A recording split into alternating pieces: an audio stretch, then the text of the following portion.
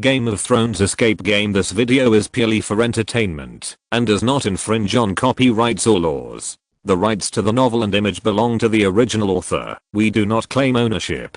Don't like waiting and want to listen to this fanfic in full now? Subscribe to our Patreon, where you'll find the best fanfics. Chapter 76, Tavern by the River. Continuing southeast along the Iron Street, Ian and his companions soon walked down the Valyria hills, crossed the Fisherman's Square, and entered the Riverside Road.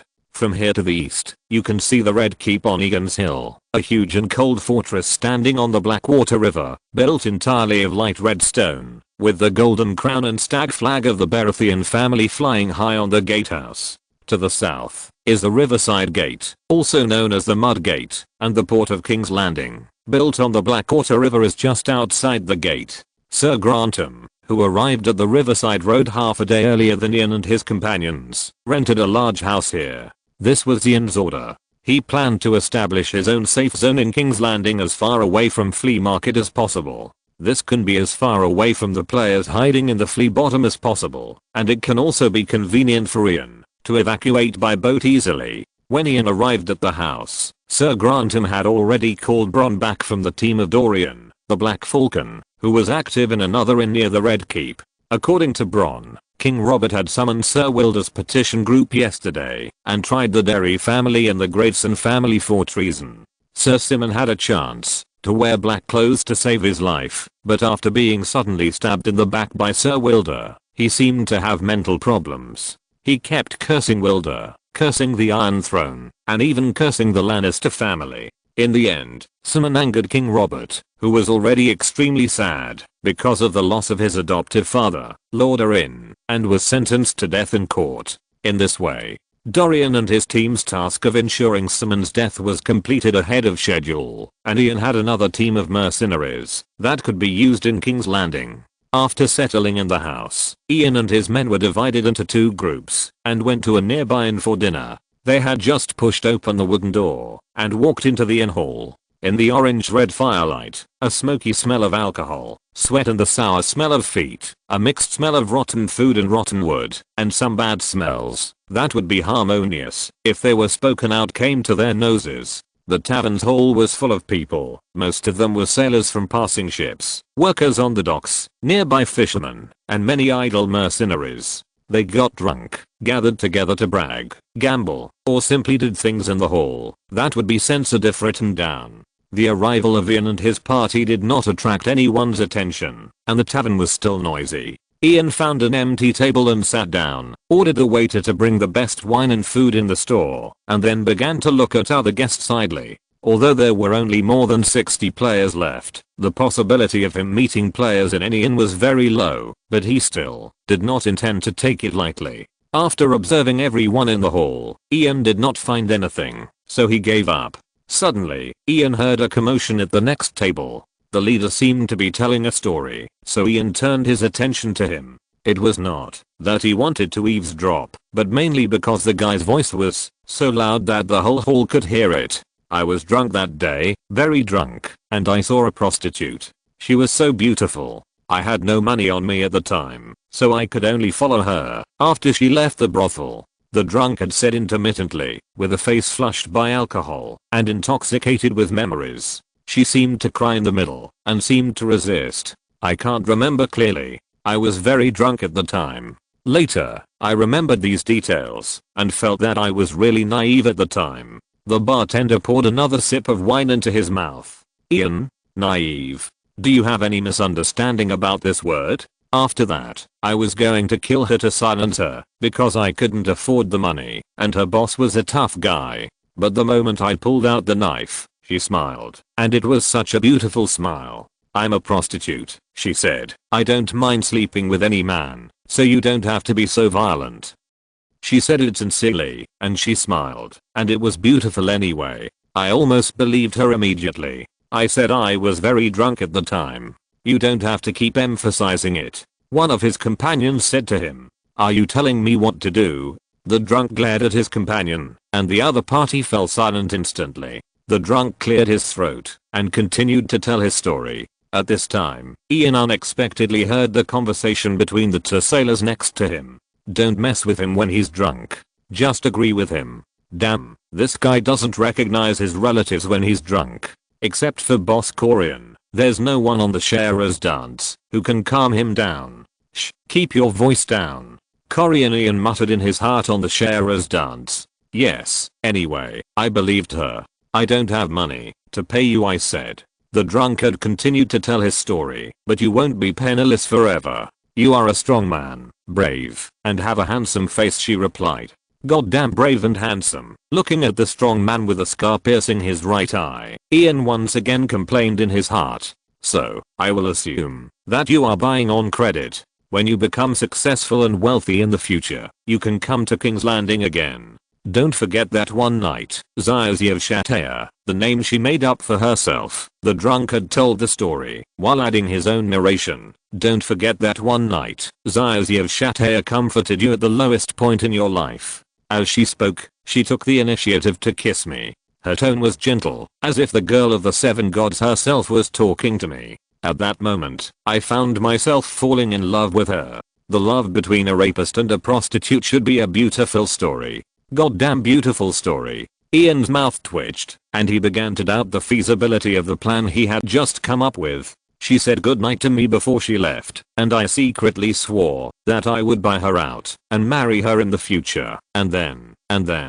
The drunkard suddenly became furious. Then the next day, she came to the inn where I was staying with 3 golden robes, accusing me and slandering me. What did she slander you about? Did she make up something you didn't do? Ian interrupted abruptly, so that half of the eyes of the tavern were cast on him. The drunkard was obviously stunned for a moment, as if he had not thought about this question, but he immediately found a reason for himself. She lied to me. She betrayed me. Chapter 77 Second Officer Boris. Before the drunkard finished speaking, Bron's laughter rang out in the hall. Bron had wanted to laugh a long time ago, but he remained silent, because Solution had reminded them not to make any conspicuous moves. However, now that Solution had spoken, Bron had no reason to hold back. I love her. The drunkard almost roared out, and then looked at Bron fiercely. Are you laughing?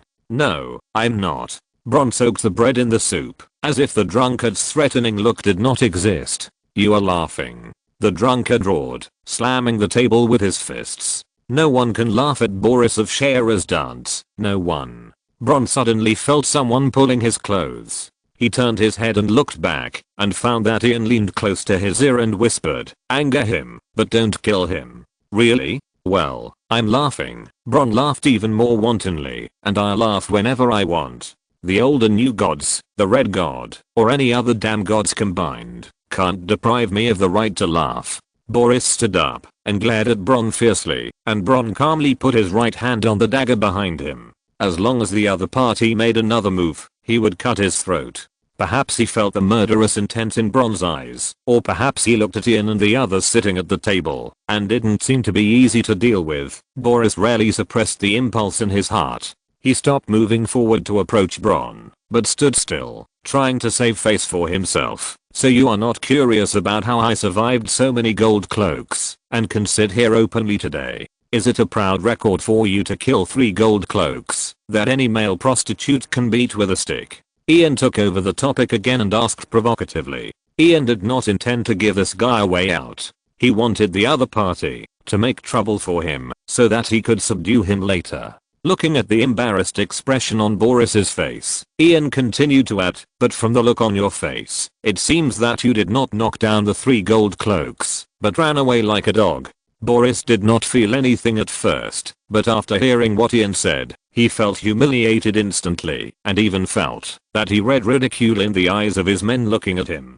Under the influence of alcohol, Boris was furious and reached out to draw his sword, but unexpectedly, Bron jumped up at that moment, pushed him onto the table with his left hand, and pressed the dagger in his right hand against his neck. Afterwards, the 2 tables drew their swords, causing other guests in the tavern to retreat. The worst was the mercenary who was sprinting on the chair. The sudden murderous intent in the tavern made him freeze there, not daring to move. The sound of the waves was surging, sad and mournful, echoing in Blackwater Bay like a requiem at night. The original noise in the tavern disappeared, leaving only the sound of the sea breeze hitting the window. Bronn exerted a little force, and the chill from the blade edge instantly sobered Boris up a lot. He quickly loosened his hand holding the scabbard at his waist, and then signaled the younger brothers around him to put down their swords. Misunderstanding, misunderstanding, sir, misunderstanding. Boris immediately admitted his mistake and begged Ian. It was obvious that he saw that Bronn was not the one in charge.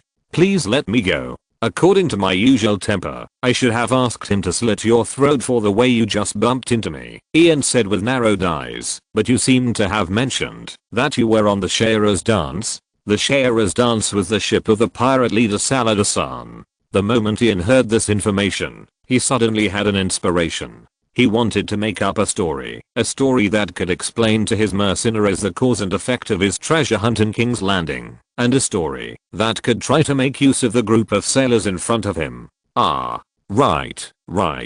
Boris seemed to see a glimmer of hope, and said quickly, I'm the second mate of the Shayera's dance, and my captain is Corian Sussman, sir. So you are Uncle Saladin's man? Yes, my master, Saladin. Boris heard Ian address Saladin, and suddenly breathed a sigh of relief. The great prince of the narrow sea. You are such a lucky man. Ian smiled with a sigh, then waved his hand, signaling Bronn to let Boris go. Your master saved your life. Ian raised the red wine glass in his hand, and said to the frightened Boris, let's toast to the health of the prince of the narrow sea. After looking at each other, several of Ian's men and the sailors on the opposite side began to raise their glasses in response, and then the tense atmosphere just now disappeared, at least on the surface. This made the tavern owner, who was hiding on the second floor and secretly observing through the gap below, breathe a sigh of relief. He quickly ordered the maid, who was also hiding here, to observe secretly to bring the remaining wine and food to the table of gentlemen, and then continued to observe from there. Seeing Ian's attitude, Boris took 2 deep breaths, as if he had been reborn, and then walked to Ian's side flatteringly. Sir, are you familiar with our master? You are confused, because I don't look like someone who would make friends with pirates. Ian put the emblem sword on the table. He was going to start adding a new story to the Vest of Solution, right? Don't dare. Ian was speechless. This pirate's IQ was obviously not high. Doesn't dare mean admitting it? But he didn't point it out, and began to tell the story of his new identity. We really don't look like people who would become friends. Ian nodded. Our first meeting was on the summer sea. Uncle Saladin's 3 ships surrounded my father's ship. We had to surrender and became his prisoners. Boris' smile froze on his face. What kind of blood feud is this? Relax. If we hadn't shaken hands and become friends in the end, you would have died just now. Ian patted Boris's shoulder and comforted him. Boris immediately squeezed out a smile that was uglier than crying. The momentary fight just now made him very clear about Bronn's strength. He knew that the young master's words did not contain any boasting. If the other party had just had the intention to kill, his table of people might not be enough in his eyes. Because we revealed our identities and agreed to pay the ransom, Saladin did not hurt us, but provided us with comfortable living conditions. Ian knew that Boris did not doubt his story, so he continued, of course, these things have to be paid separately, the rules of pirates. The sailors smiled knowingly when they heard this. Chapter 78 Son of Julian. With us captives, Saladin's ship set out from the summer sea and headed for King's Landing. However, when we passed through the stepstones, we were attacked by another group of pirates. There were 7 ships on the other side, while Saladin only had 4 ships, including our laughing lion. They would be outnumbered. As Ian told the story, the pirates' hearts were lifted. At this time, Saladin suddenly told us that the other side was the Ironman, and he asked if we could take up arms and fight. As we all know, the Ironman and the Westerlands are mortal enemies and feuds. So my father and his sailors agreed to Saladin's request without hesitation. After my father swore to the 7 gods on the honor of the family, Uncle Saladin distributed weapons to us and asked us all to return to the deck of the Laughing Lion. Ian quickly made up his story. Soon, the battle began. The Iron Men blew their attack horns and let out terrible howls. Their long ships took advantage of their flexibility to weave into the middle of our fleet, dividing and surrounding our ships. And because they approached so quickly, the crossbows on our ships basically became decorations. Soon, the Iron Men threw out grappling hooks and began to board the ships to fight. Ian paused for a moment and found that the story was a little difficult to write because he was still unfamiliar with the naval battles of this era. Although he had planned another game about naval battles in his previous life, that was in the era of sailing warships, and it was about ship-to-ship gun battles. But since Ian had already come to this point, he could only continue to speak with a stiff upper lip. I was only 12 years old at the time, and I don't remember the battle process of the entire fleet very clearly. I only remember that I was assigned a crossbow and hid in the Sundra's pile at the stern. At that time, an Ironborn threw a grappling hook onto the side of the ship not far in front of me, so I aimed there and waited for him to come on board. Soon, his head showed up. Many Ironborn don't wear helmets, but this guy's different. He wore an iron-horned helmet, probably a captain, so I slowed down for a second, waiting for his head to completely emerge, and then with a precise arrow, I nailed the steel crossbow arrow into his eye. Good. As soon as Ian finished speaking, the sailors around him applauded, as if they were the ones who had defeated the Iron Captain in the naval battle. Immediately, several iron species at the stern fell into chaos and were knocked down one by our brave sailors. But the terrible thing was that one guy spotted me hiding behind and shooting arrows, and he threw a flying axe at me. I quickly lowered my head to avoid it, but the flying axe hit the box behind me. Those chaotically piled boxes suddenly lost their balance and buried me underneath. I couldn't participate in the subsequent battles. Later, the sailors under Uncle Salado opened the boxes and rescued me. It was at that time that I knew we had won. In that battle, we fought against the enemy with a small number of people and hit those dirty iron species hard. They fled in panic and left behind 4 ships and most of the sailors.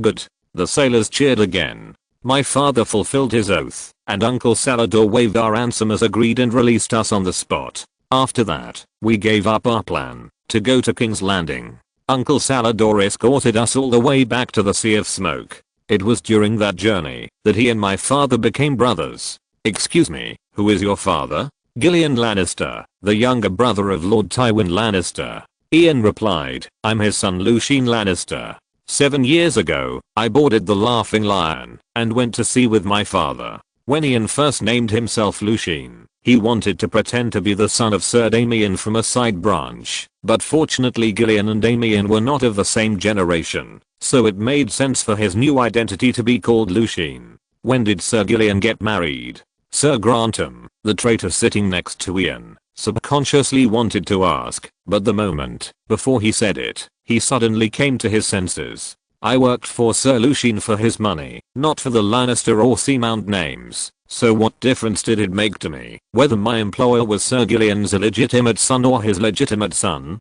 After thinking this through, Sir Grantham looked away and wisely remained silent. Gillian Lannister? Is he the one who went to the ruins of Valyria to find the Lannister family sword light howl? A sailor under Boris asked. He had heard of this story. Gillian was so high profile when he set out that he became a joke among the sailors after he disappeared. But I heard that he had. Do you believe me, the living one, or the rumors spread by those guys who don't even know what Gillian Lannister looks like? Ian asked back. Of course it's you, sir. We have absolutely no intention of questioning the honor of a great nobleman, Boris quickly replied with a smile, and then slapped the sailor on the forehead, cursing. What reason does the sir have to lie to us? Just one word from him will make our heads move. It's normal for you to have doubts. Ian helped the sailor out, and then shrugged helplessly. After all, we haven't heard from you for many years. We did go to a very dangerous place, but no matter what, we are back. We are back. A short sentence, but it seems to contain infinite magic, making all the sailors present excited. In this era, where every time you go to sea, you have to risk your life. In the hearts of these sailors who almost everyone has faced the danger of life and death, the short sentence of I'm back has represented all their hopes, contained all their courage, and told all their stories. Cheers to the Prince of the Narrow Sea and Lord Gillian. A sailor finally couldn't hold back his excitement. He raised his glass and said loudly, Gillian did not have the title of Lord, but for these sailors, it was always right to call all the people of the Lannister family Lord. Cheers to the sea and its brave sailors. Ian raised his glass and responded to the sailors. He knew that he had gained the trust of these people, so next, he would include them in his plan. He only needed to verify that there were no new sailors on the ship to rule out the possibility of other players. And these sailors, who he had won over in the name of the Sons of Saladin good brother, would directly strengthen his combat effectiveness and intelligence capabilities in the port. Chapter 79 Traitors on the Laughing Lion. As for whether these people would ask Saladin for confirmation, Ian was not worried. Not to mention, whether grassroots carders would go to the top leaders for confirmation for such a small matter. Even if they wanted to, Saladin was not in King's Landing. Different ships have their own trade routes. Although they are all ships under Saladin, if Saladin does not summon them, for example, in the War of the Five Kings, Saladin assembled all his ships to form a royal fleet for Stannis, it is possible that they will not meet for several years. As everyone was drinking, the tavern maid finally brought all the good wine and food that Ian wanted. Wine from King Ting Island, fat and tender roasted pigeon, a roasted whole lamb and a large pot of beef soup, accompanied by fresh white bread, butter and a vegetable platter, which made the surrounding mercenaries drool. "Let's put the tables together and eat together," Ian said with a smile, and then waved to the maid to come over, add some more dishes, and always make sure that our table is well stocked with wine, just the golden wine from King Ting Island. "Yes, sir." The maid nodded and asked Ian if he needed anything else. No, Ian refused directly and pushed away the woman whose chest was about to press on his face. "But after the meal you can ask my brothers if they need anything. All the expenses will be charged to my account." "You are such a generous lord," Boris immediately praised. "Sir Lucien, more generous than any lord I have ever met." "Cheers to Sir Lucien's health," Boris said, raising his glass and drinking it all. "Cheers to Sir Lucien's health," the sailors responded. After the sailors finished toasting, Ian tore off a piece of lamb leg and stuffed it into his mouth, while casually asking, "By the way, how long will your ship stay in King's Landing this time?" This question is very important. If these people are in a hurry to leave, Ian will have to spend more money to keep them.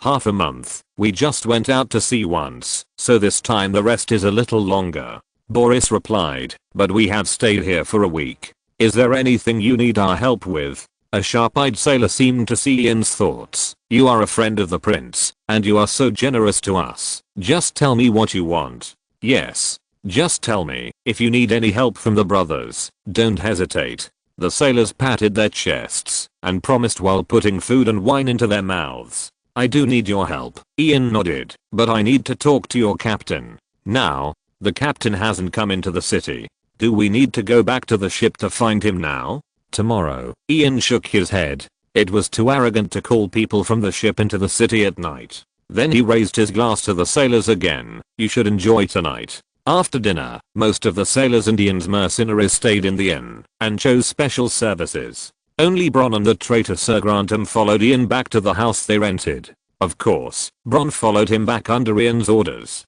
"You seem to have a lot of questions, my friends." Ian came to the main room of the house and asked all to close the door. "I have questions about everything, but I'm not interested in knowing the truth. I'm only interested in who to kill and how much money I can get, that's all." Bronn sneered. "If possible, I'd rather go back to the inn I just stayed in. I asked the owner to leave his daughter to me, temporarily, if I don't go back for a long time." "Okay, man, since you only care about how much you can get, then I promise you that golden dragons will fill your pockets after this operation is over." Ian resisted the urge to roll his eyes. "Go, enjoy your life." Bronn grinned and quickly left the house. "What about you? You're not interested in the truth either?" Ian turned and looked at Sir Grantham. "At least I have to know the purpose of our trip to King's Landing." "Of course, that's just so that we can serve you better, if it's convenient for you."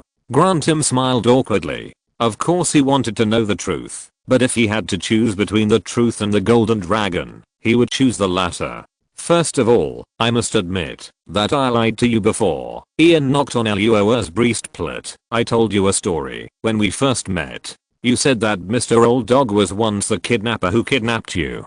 Sir Grantham nodded. "That's true, but the story did not take place in the West, because I had already gone to sea with my father 7 years ago. The story of me being kidnapped by them actually took place in New Ghis. Of course, this story is not important." "Yes. What's important is that the people I asked you to hunt at the crossroads are not wanted criminals in King's Landing. In fact, they are traitors on my father's ship, a group of mercenaries who have been active in the East Continent for a long time. Sir Grantham nodded. He actually had a guess about this a long time ago. After all, if the target is a bandit active in King's Landing, the employer should not repeatedly emphasize that no one knows the target. If the target is a mercenary from the East Continent, it is more reasonable that no one knows them. Over the years I have been on my father's ship, and we have entered the Sea of Smoke 4 times to explore the ruins of ancient Valyria. The first 3 times we had basically no gains. But a few months ago, we mistakenly entered a Dragon King's mansion, where we found a Valyrian steel sword. I don't know if you know, but my father's purpose of going out to sea was to find the family sword Lighthowl that was lost that year. P.S. Here is an explanation of a difference between the TV series and the original book. In the TV series, the stone men infected with grayscale disease live in the ruins of Valyria. That is actually a change to the original book. The real stone people live in the upper reaches of the Rhoyne River north of Volantis, in the Heartbroken Territory chain, the former home of the Rhoyne. There are even more terrifying things in the ruins of Valyria. I've heard of it. So, when we found the Sword of Vasteel, our mission was accomplished, even though it was not the Light's Whale. We then chose to return, but on the way back to Lannister Harbor, we were attacked by the Crows Ayur and Serenity. After a fierce battle, we repelled them, but my father was also seriously injured. We suffered too much loss to sail normally, so we had to temporarily recruit a group of sailors in the Stepstones, and gave up the idea of returning to the Westerly, and prepared to go directly to King's Landing. But what we didn't expect was that after our ship passed through the Throat, the passage from Blackwater Bay to the Narrow Sea, the sailors on the ship launched a mutiny. We fought fiercely all night, and finally the Laughing Lion ran aground and sank near Raven's Rest. Some of the rebels fled west with the wealth we risked to find, and I, Old Dog, Dumb and a few others chased them all the way, until we caught 2 lone traitors near Hirenhill. Chapter 80, Corian Sussman. We beat and tortured them, and found out that the rebels had actually dispersed at the crossroads. Some of them stayed nearby, while the others with Valyrian steel swords went south. So the first mate of the Laughing Lion and I decided to act separately. I led the people to annihilate the remaining rebels at the crossroads, while he went to King's Landing to track the other group. Until a week ago, I received a message from the first mate that he had found clues about the other party. Those rebels may have hidden in the flea pit in King's Landing. So where is the first mate? Asked Sir Grantham. I don't know. He should be waiting for me here. Maybe something unexpected happened, but fortunately, he mentioned some clues in the letter he sent me. Then why don't you go to the Red Castle to ask for help? Isn't Her Majesty the Queen from your Lannister family? Grantham asked in confusion. After breakfast the next day, Ian met the person he wanted to see as he wished. They, about 6 or 7 sailors, came to Ian's courtyard. Ian invited the leader and the first and second mates of his ship into his hall. After entering the house, the leader took off his hood, revealing a thin face that was weathered. His light blue eyes looked at Ian, revealing a trace of scrutiny. Sir Lucian Lannister, son of Sir Gillian Lannister. Ian introduced himself first, and then pointed to Grantham beside him. This is Sir Grantham, my captain of the guard. Corian Sussman, captain of the Shearer's Dance. This is my first mate Sada, and this is the second mate Boris. I think you already know him. After all, it was him who asked me to see you. Corian looked at Ian. I heard that you have something to ask us for help. Please sit down, friends. I have prepared good wine for you. This is a long story. In the following time, Ian told Grantham the story he had told before. In fact, the reason why Ian told Grantham before was to let Grantham raise questions and then fill in the loopholes in the story. After all, he and Grantham already had a solid employment relationship. Even if there were problems with his story, it would not affect his service to him. However, the version of the story in front of Corian and the others had to be perfect. So, Ian finished the story. If you can help me with my rebellion, I will eventually pay you a reward of 200 gold dragons. 200 silver dear. Sorry I didn't hear it clearly. Boris was shocked. This was a number beyond his imagination. Although he was now engaged in the most profitable sea trade of this era, even if they sailed from Westeros to the Yeti city on the coast of the Jade Sea, a sailor would only get 2 or 3 gold dragons at most. Even if he was the second mate on the ship, he would only get less than 20 gold dragons for a voyage of nearly a year. 200 gold dragons. If your final contribution is large enough, this number can continue to increase. Ian said with certainty. How long do we need to serve you? Boris continued to ask. If the time is not long, then this can be regarded as a very cost-effective deal. It depends on how fast we find the traitors. Maybe a week, maybe 2 weeks, but it will most likely not take more than 2 weeks. Ian promised. In his plan, if he could not find a clear clue within 3 days, he would have to buy the 4th clue in the mall, because delaying it would affect his next trip to Pentus. But why us? This time it was Captain Corian who asked the question. His question was almost exactly the same as Grantham'.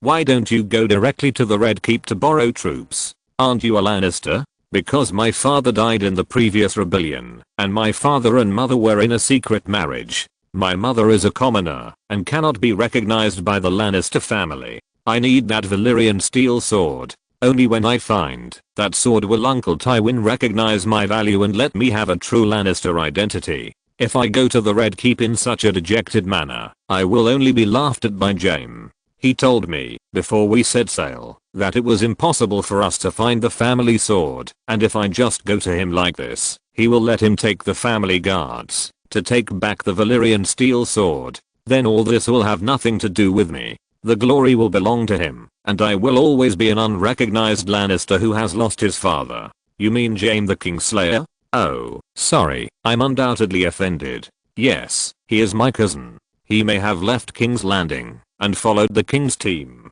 They set out early this morning and are said to be heading to Winterfell. Well, of course, that's not important. What's important is that we accept your request and we will fight for you, sir. I hope that, after you become successful, you will not forget the friendship we formed when we were down and out. How many people can you provide? The 22 elite sailors on Shayera's dance, and some other people who are not good at fighting, are probably about this number, if you need them.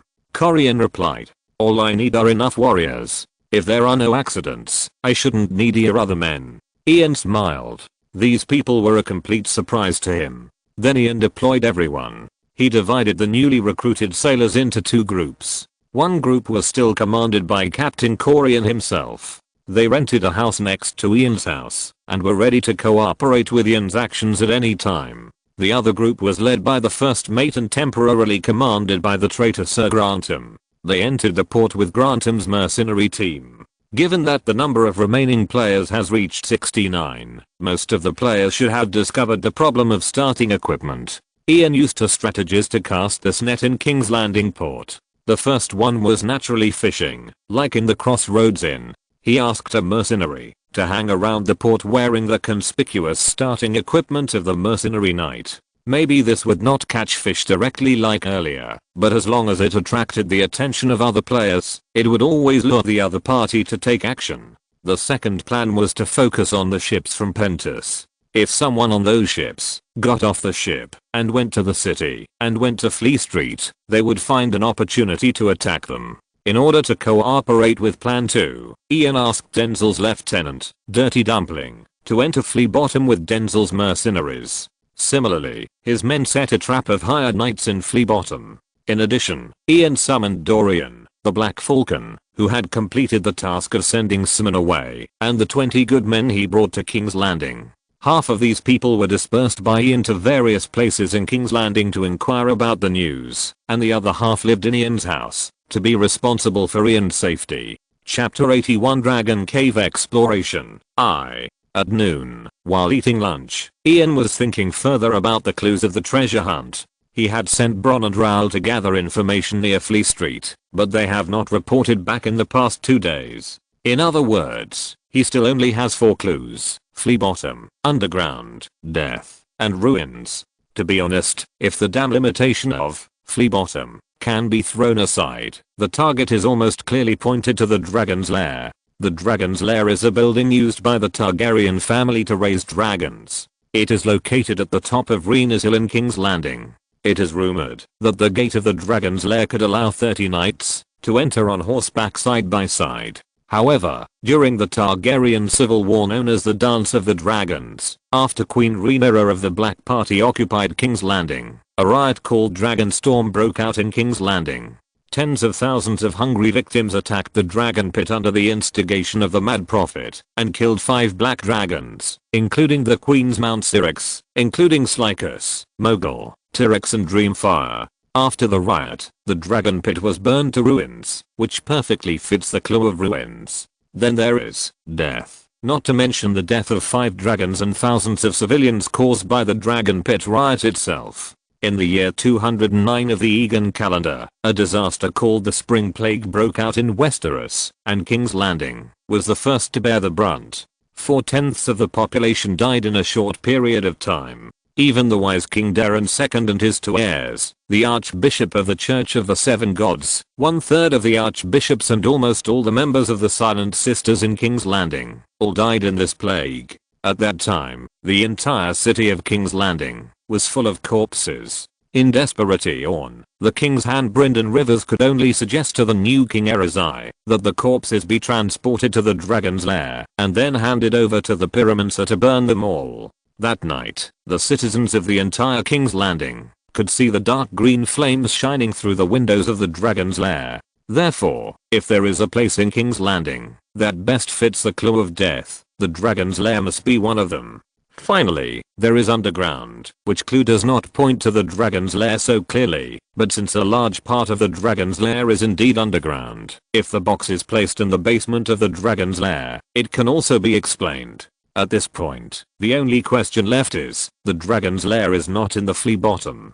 So which place in the flea bottom can fit these clues? No, at least in Ian's impression, the original book and the related prequels and sequels did not mention the existence of such a place. But there are so many things that are not written in the original book. It is impossible that there is a stone slab left by some ancient relics in the basement of a poor man's house in Flea Bottom, but they wrote about such an insignificant thing as using it to bury the dead. After all, the original book only tells a story, and here, it is a complete world. Wait, speaking of wildfire, it seems that Aerys II ordered the Pyromancer to burn the whole city before the fall of King's Landing, and then he was killed by Jaime Lannister, and Jaime was also named Kingkiller because of this. The wildfire thing must be true, because many stories later proved this. For example, in the War of the Five Kings, when Stannis Baratheon's army threatened the city of King's Landing, some prostitutes who received customers in the dragon pit fell into the cellar with their customers because they stepped on the rotten floor and thus discovered the wildfire stored in the dragon pit by the Pyromancer Earl Rossett during the War of the Usurper. In the TV series, Cersei also cleared out her opposition forces with one click by lighting a wildfire under the Cathedral of St. Bela. Although this plot seems very stupid in design, there should be no mistake that there is a wildfire under the Cathedral of St. Bela. Therefore, since the underground of King's Landing is full of underground passages for storing wildfires, then these 3 clues point to the box, hidden in a certain underground passage extending from the dragon's lair to the flea bottom. Thinking of this, Ian became a little excited. If his guess is true, then the box is already half in hand. After all, to associate it with the dragon's lair, at least 3 clues need to be purchased, and buying 3 clues requires 7 points. In the case that the main task is almost impossible to complete, a player must at least kill 2 players in person to get enough points to buy 3 clues. Of course there are such players, and there is a high probability that they are not in King's Landing but in Pentos, but whether he is willing to put all the points in is another matter. As for the players who didn't guess the dragon cave, whether they were looking for treasure chests or waiting to ambush people, all their attention should be focused on the flea trough. At this time, even if Ian led his men into the dragon cave in a swagger, he would not be noticed by other players, right? At dusk, after changing into the scheduled plate armor in Todmott's blacksmith shop, Ian took Roll, Kez and Bronn to put on the robes they had already bought, and went northeast along the Iron Street to the Rena's Hill. Blackfall Dorian and his deputy led 2 teams of people to follow Ian and his men, one far and one near, and their destination was the ruins of the dragon cave at the top of the hill. After a day of inquiry by Roll and Bronn, they brought back 2 conclusions to Ian. One is that there are deaths every day in every place in the Flea Trough. The second is that they did not find any place that can be called a ruin in the Flea Trough. Therefore, Ian finally chose to set the first exploration target in the Dragon Cave. Before dusk fell, Ian and his party arrived at their destination. Standing in front of the giant bronze gate that had been closed for more than a century, Ian finally saw this legendary building. Looking at the ruins that had completely collapsed and burned black, Ian felt as if he was turning over a page of heavy history. But he did not leave time for himself to sigh. After just observing the gate, he ordered his men to start looking for a way to enter the dragon's cave. There were almost no people here, and Ian felt that his group was a bit eye-catching. In fact, on the way up the Renas Hill, he found that the closer to the top, the sparser the population. After really reaching the dragon's cave, there were almost no other figures. Well, Ian suddenly heard some discordant sounds coming from the other side of the stone wall, and he added in his heart, there are still some prostitutes who are unwilling to let the store take a commission and hide in this ruin to receive customers. After all, ever since Lord Littlefinger Petty-Bealish used his position as Chancellor of the Exchequer to monopolize almost the entire seafood business in King's Landing, the commission rate has become more and more outrageous, so that these related workers have almost become slaves to his money making. If you're listening to this novel on a channel other than Fanfic World, it means they downloaded and uploaded it without effort. We cordially invite you to visit our channel, Mundo Fanfic Novelos. There you'll find the original version of this story and you can explore many other novels of various genres. We're waiting for you to immerse yourself in a world of incredible novels. Chapter 82 Dragon Cave Exploration, Part 2. Bypassing the tightly closed bronze door, Ian and his men entered the dragon's lair through a collapsed wall. Passing through the gap under the boulder, Ian soon came to a hall. After entering, his first reaction was cold. Although it was still the middle of summer, Ian, who was wearing a silk shirt, plate armor and a robe, shuddered the moment he walked in. The hall was very spacious, even to the extent of shocking. Its length and width were more than 100 meters, and the remaining walls around it were 20 to 30 meters high. The entire hall was empty, inexplicably giving people a sense of loneliness. After passing through the hall, Ian and his party immediately came to an identical hall. Only then did he realize that these spaces, which were larger than the halls of any castle in Westeros, were just dragon rooms for a dragon to live in. Ian couldn't help but think of the description that Quentin Martel had read when he stole a dragon from the Dragon Mother in the original book. The closed dragon cave restricted the growth of the dragons in it, and no dragon bred in the dragon cave reached the size of Vhagar or Meryx's, and was much smaller than the Black Death. Seeing these dragon rooms, Ian was somewhat suspicious of the records that Quentin had seen. After all, although it couldn't accommodate the Black Death Valyrian, it was more than enough to accommodate Meryx's or the early Vhagar. Perhaps what really affected the growth of these dragons was not that the space here was too small, but that they could not fly freely. Everyone, look around and see where there is an entrance to the underground passage. After walking for a while, Ian began to give orders to his companions. Although he said it lightly, he actually knew in his heart that this was a big project. The dragon cave was too big, and most of it was covered by ruins. It was obviously a very difficult task to really find the passage that Ian imagined to lead to the underground of Flea Bottom. Fortunately, he had the advantage of time and manpower over other players. After the mercenaries dispersed, Ian took a torch from Roll. At this moment, only Roll, Kez and Bronn were left by his side. They found a spiral staircase. After Ian confirmed that there was oxygen below, they followed the staircase and began to explore the underground.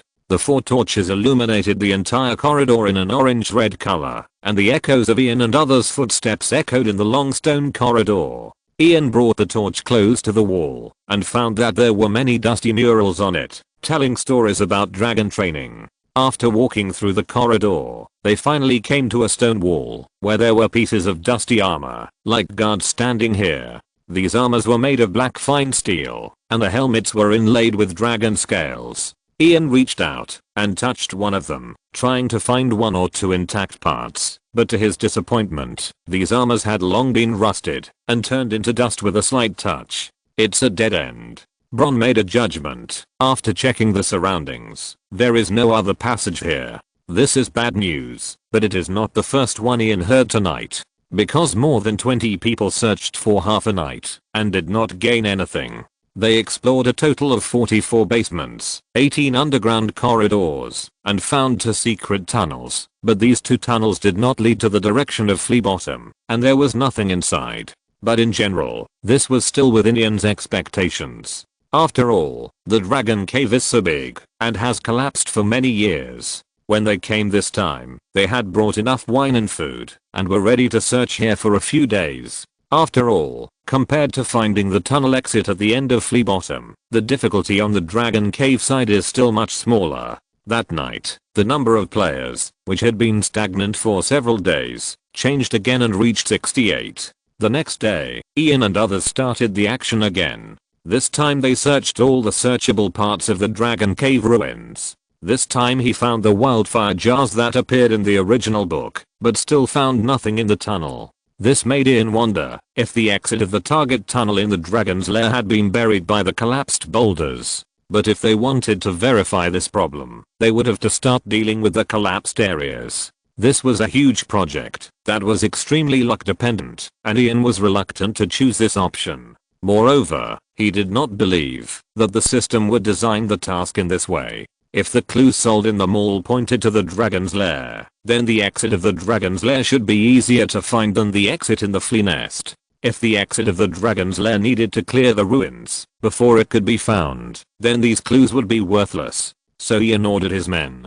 to search the areas that had been explored again, and this time they should pay special attention to some blind spots and possible traps. Time quickly came to the 3rd day, and there was still no progress in the exploration of the dragon's lair, but the number of remaining players had dropped to 67 last night. Ian knew that he could not save these 8 points, so he logged into the points mall and bought the 4th clue. Transaction successful. Obtained clue of bounty mission 2, holy. Remaining points 10 holy. Looking at this last clue, Ian had a headache for some reason. He spent a total of 15 points to buy clues for this bounty mission too. Of course, as long as he took down a box, the cost would definitely be worthwhile, but if he failed to take it, he would be a complete injustice. Unfortunately, this last piece of news did not bring any breakthrough progress to Ian's treasure hunt, because the word holy seemed to only point to the dragon pit. Of course, the dragon pit itself has nothing to do with the word holy. The reason why holy points to it is because the place where the dragon pit is located was once the holy place of King's Landing, the Temple of Thought. During the reign of Aenys Targaryen I, because the 7 gods could not tolerate the incestuous marriage within the Targaryen family and some other factors, the church at that time launched a rebellion that was later called the Armed Rebellion of the Order. In the early days of the rebellion, the church relied on the 2 armed cults of the warrior sons and the Paws Assembly, and a large number of mobs, to expel the Targaryen royal family from King's Landing. However, with the counterattack of the Targaryen dragon riders, the rebellion was finally suppressed, and Aenys I's successor, the cruel Meager himself, rode the giant dragon Black Death Valyrian left by his father, about 20 times the size of Dragon Mother's largest dragon Rogan in the 5th volume, to the Rhaenys Hill, and burned the Temple of Thought with dragon flames, killing thousands of believers at one time, including 700 elite warrior sons. After that, Meager ordered the ruins of the temple to be cleaned up, and the Dragon's Cave to be built on it. The ruins where Ian is now, as a combination of the former Temple of Thought and the Dragon's Cave, undoubtedly fits the 3 clues of death, relics, and sacredness, but underground. Wait, underground? Suddenly, Ian figured everything out. Chapter 83 The Stranger's Curse. Although the original Temple of Thought was destroyed by the Dragon Flame of Valyrian, the part destroyed by the Dragon Flame should be mostly on the surface. Therefore, when the Dragon Pit was built, the basements of the Temple of Thought that were not destroyed were probably preserved, and became part of the Dragon Pit later. And this part of the underground room has become a building that meets the clue of sacredness in the ruins of the Dragon Pit, which is the symbol of death in King's Landing. The exit of the secret passage leading to the treasure chest is in the basements that originally belonged to the temple. In order to verify his guess, Ian immediately confirmed it with his men. Soon he got positive feedback because the more than 40 basements explored by Dorian, the Black Falcon, showed two styles in terms of architectural structure and murals. One was the dragon and magic style of ancient Valyria, and the other was the holy Andal myth style. This almost confirmed Ian's guess, so he immediately sorted out the distribution of these basements and drew a map. In the end, Ian circled the area where two temple-style basements were concentrated and preserved. In these two areas, the area buried by the collapsed boulders was only about half of the intact area, about 5 to 6 basements. Afterwards, Ian ordered to clean up the buried basements of the Sahui church and find passages inside. He estimated that this process would take about 5 days. At dusk that day, the operation to clean up the ruins in the Dragon Cave had just begun. The messengers sent to Ian by the Granson team on a mission at the port and the Dirty Jokes team in the Flea Bottom came to the Dragon Cave. Taking advantage of dinner time, Ian, who had just moved a brick for the afternoon, took the time to meet them. "These are all we have here." Ian shared bread, salt and ale with the two messengers. "I'll treat you to a big meal after the operation is over," Ian said to the two while eating. "So, who's going to speak first?" "Let me speak first," said the adjutant of the traitor Sir Grantham, a bearded man whose name Ian couldn't remember. "We may have discovered a group of enemy reinforcement." The reason Ian made up when asking Grantham and the others to focus on guarding against the ships from Pentus was that the traitors on the Laughing Lion had been trapped in King's Landing, and their previous operation location was Pentus, so they might ask for help from their companions in Pentus. When? How many people are there? This morning, there were 12 well-equipped warriors in total. As soon as they got off the ship, Sir Grantham sent the sailors on the Shayera's dance to talk to them, but they didn't get any information. They were very cautious and didn't tell the purpose of King's Landing. In addition, when our bait passed in front of them, some of them kept staring at the bait, but ultimately did not take action.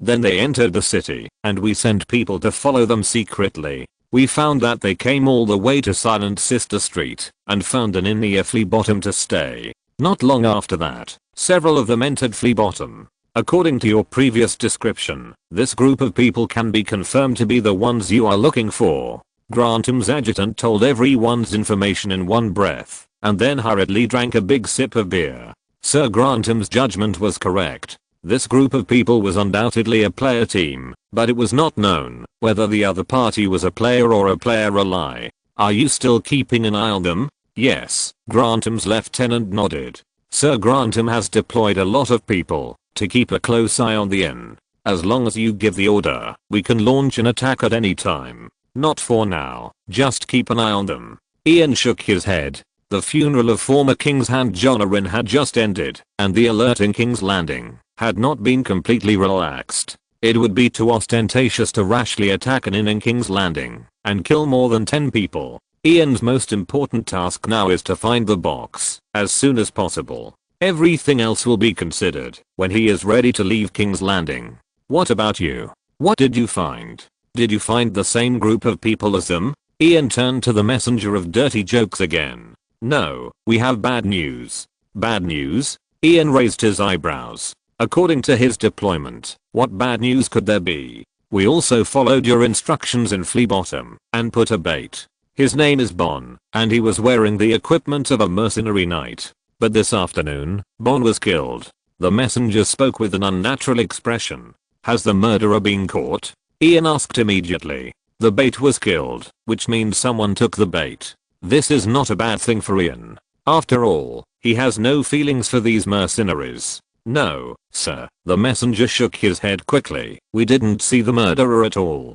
"What?" Ian tried his best to stay calm and didn't let his face change. "Tell me more details." "Okay, sir." The messenger paused, as if he was recalling, and also as if he was organizing his words. He was alone in his rented house at the time. "Alone? Out of your sight?" Ian interrupted him. "Oh, sir, if the bait is kept in a place where people are for a long time, you can't catch fish. We did this at the crossroads. We have experience." The messenger explained quickly. "So how did you deploy your forces?" Ian asked. He then remembered that these people had brought him several heads of profit at the crossroads, but he seemed to have never asked how they did it. "First of all, we had already separated from Bon before entering the flea kennel. We were divided into 4 groups, each of which was stationed in different places in his range of activities, so as not to be noticed. Not bad, Ian commented. And Bon himself was responsible for wandering around the flea kennel in his equipment and returning to his rented house after wandering for a while, giving the enemy the illusion that he was in an unmanned environment. We chose to let the bait rent a house instead of staying in an inn because there are many people in the inn and it is not easy to lower the enemy's vigilance. Then how did you watch him when he was in an unmanned environment? The house we chose for Bon is in a dead end and there is only one road leading to that alley. We deployed people at the entrance of the alley and in another house in the alley. As long as any suspicious person follows Bon into the alley, we can find it at the first time, the messenger explained. But Bon was killed, but you didn't see the murderer. Did you neglect it? No suspicious person entered that alley at that time. 7 levels of hell. Absolutely not. It was the stranger's curse. The messenger became excited. The stranger's curse? What the hell is this? Chapter 84 Another Ghost. Bon is not the first person to suffer. After the incident, we sent someone to find out the news from the gold cloaks at the scene. They said that there have been countless such incidents in Flea Bottom in the past few days. The messenger replied. Gold cloaks? There are gold cloaks in Flea Bottom? Flea Bottom is such a humble place that the gold cloaks usually avoid it when patrolling. We were surprised to see gold cloaks patrolling when we first arrived at Flea Bottom, but later we found out that the reason the King's Council deployed a brigade of gold cloaks to Flea Bottom was to ensure that there would be no trouble at Lord Jon Arryn's funeral. Didn't Lord Arryn's funeral already end? Those gold cloaks even complained about this. As soon as Lord Arryn's funeral was over, the king took half of the King's Council north, and Lord Justice Renly was a man who never took care of things. As a result, their brigade was forgotten in Flea Bottom and never received a new transfer order. No wonder Robert was in a hurry to go north to find his good buddy Eddard Stark. In such a big city like King's Landing, there are either conspirators or ministers who do nothing. After the death of Lord Arryn, there is no one who can really do things. Ahem. Ian changed the subject. Have you asked what the things mentioned by the gold robe are? They are all murders. The characteristics of the deceased. The messenger looked at Ian and said stiffly, the characteristics of the deceased are almost exactly the same as the targets you want us to hunt. They are all hired knights, mercenaries or rather lone rangers. It was indeed the action of the players. Someone cast a net in the flea pit. Ian suddenly thought of the number of remaining players that began to decrease in the past 2 days. It seems that those newly eliminated players were all generated in King's Landing. The most terrifying thing is, the messenger saw that Ian did not intend to explain, so he did not struggle and continued. There were no signs of fighting at the death scenes of those deceased, and they were clearly in the flea pit, where people came and went, but there was no witness who saw suspicious people entering and leaving the death scene. You mentioned a word called the stranger's curse before. Where did this saying come from? Shouldn't this kind of weird murder be attributed to ghosts or demons first? Why was it attributed to God? The messenger was stunned by the question. I don't know. They said so, but I don't know why. Try to find out and report to me next time. Ian's intuition told him that this clue was very important. Now tell me something more specific. Are you one of the people guarding the dead end at that time? I'm the person in charge of the small house in the alley. That's why the captain sent me to find you.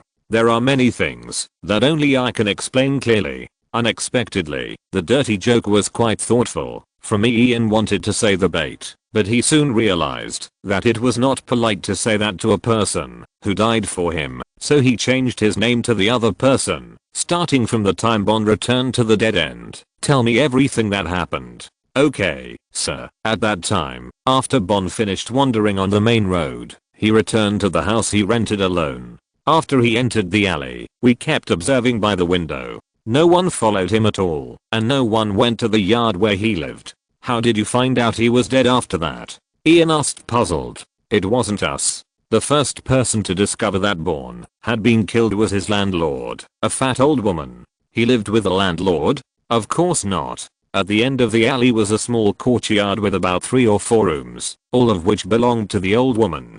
Bourne only rented one of them. In other words, that courtyard is your blind spot? Blind to what?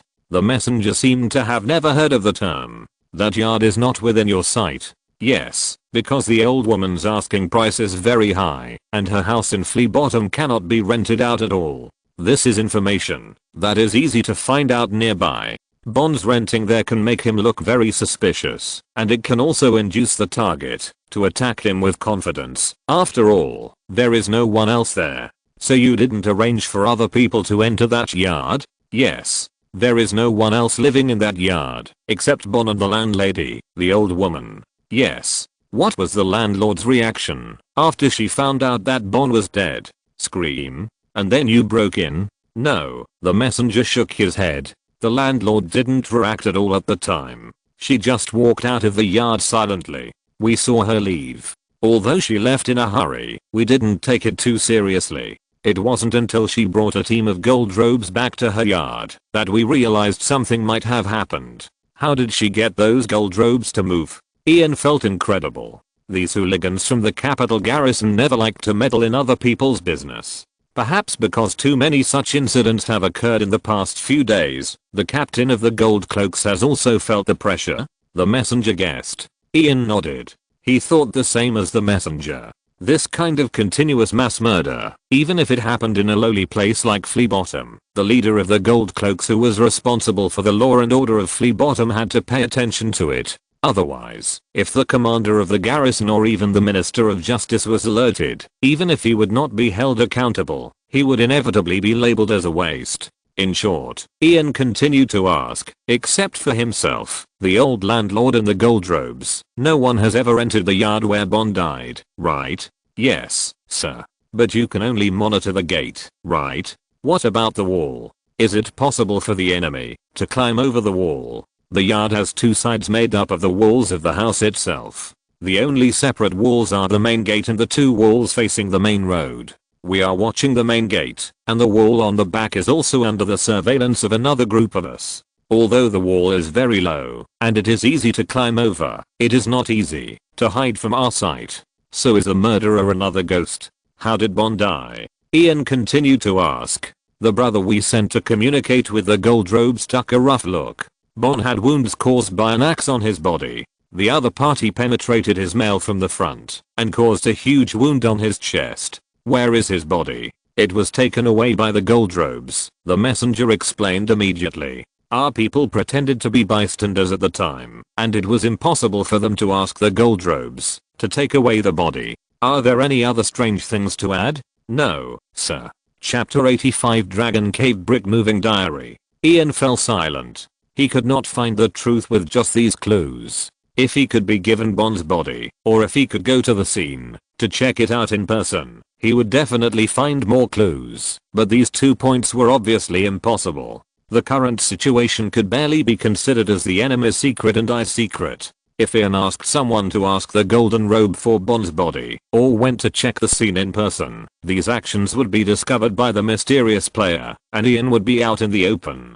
Compared with that result, Ian would rather let the other party kill his people in the flea ditch and look for his own treasure in the dragon cave and not confront the other party head on for the time being. After sending the two messengers away, Ian did not personally participate in the work of clearing the collapsed boulders like he did during the day, but found a corner alone and thought about what happened in the flea ditch. If the murder of the bait Bond was singled out, the most suspicious person would undoubtedly be the landlord. Although the mercenaries under his command saw a huge wound caused by an axe on Bond's chest, since Ian did not get the body, the wound might not be a real fatal wound. If the old landlord managed to poison Bond, laid his body flat on the ground, and then raised his axe with both hands, and chopped with all his strength, with the blessing of gravitational potential energy, he could have achieved the chopping effect caused by a middle-aged man in battle.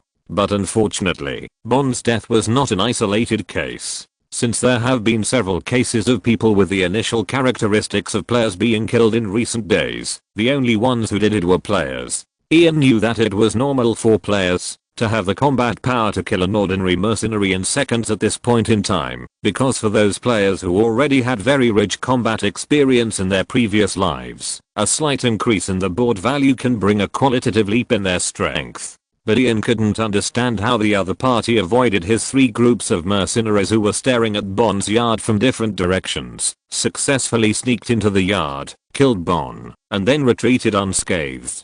Could it be that the other party knew the location of my 3 groups of people in advance? Ian suddenly thought. If that was the case, it would be easy for him to find a way to avoid the surveillance of these people. For example, before sneaking in, he could have his accomplices make some big moves nearby to attract attention, and then climb over the wall while the mercenaries' attention was attracted. Anyway, climbing over the wall only takes a moment, and there are many ways to do this. But if the other party really saw through the actions of the dirty jokes team, he should know that Bond was just a bait. Normally, he should find a way to hide himself and find an opportunity to catch the dirty jokes team in one fell swoop, instead of killing the bait scattered by the dirty jokes and alerting the enemy. In Ian's opinion, a guy who can cast a net in the flea nest and successfully kill so many players without being seen by anyone should not do such low intelligence behavior. Therefore, it is more likely that the other party did not find the dirty jokes team, but just regarded Bond as a lone player.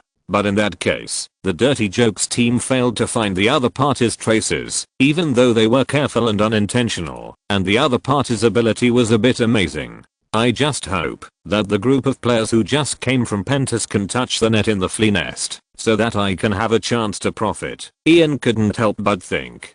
Time came to the 4th day of Ian's entry into the Dragon Cave. After a day of hard work yesterday, although Ian and his team failed to clean out even one basement, they have gradually mastered the skills and today's operation is much more efficient. Until that afternoon, they finally successfully cleaned the first basement, but unfortunately, they did not find a tunnel inside. Seeing that the progress was so slow, Ian did not care to keep it secret from the sailors on Shayra's dance. Before dusk that day, he summoned all the sailors who were on standby at the riverside into the Dragon Cave. In order to let the sailors do this unfortunate hard work together, Ian paid them 50 gold dragons in cash as a deposit in advance.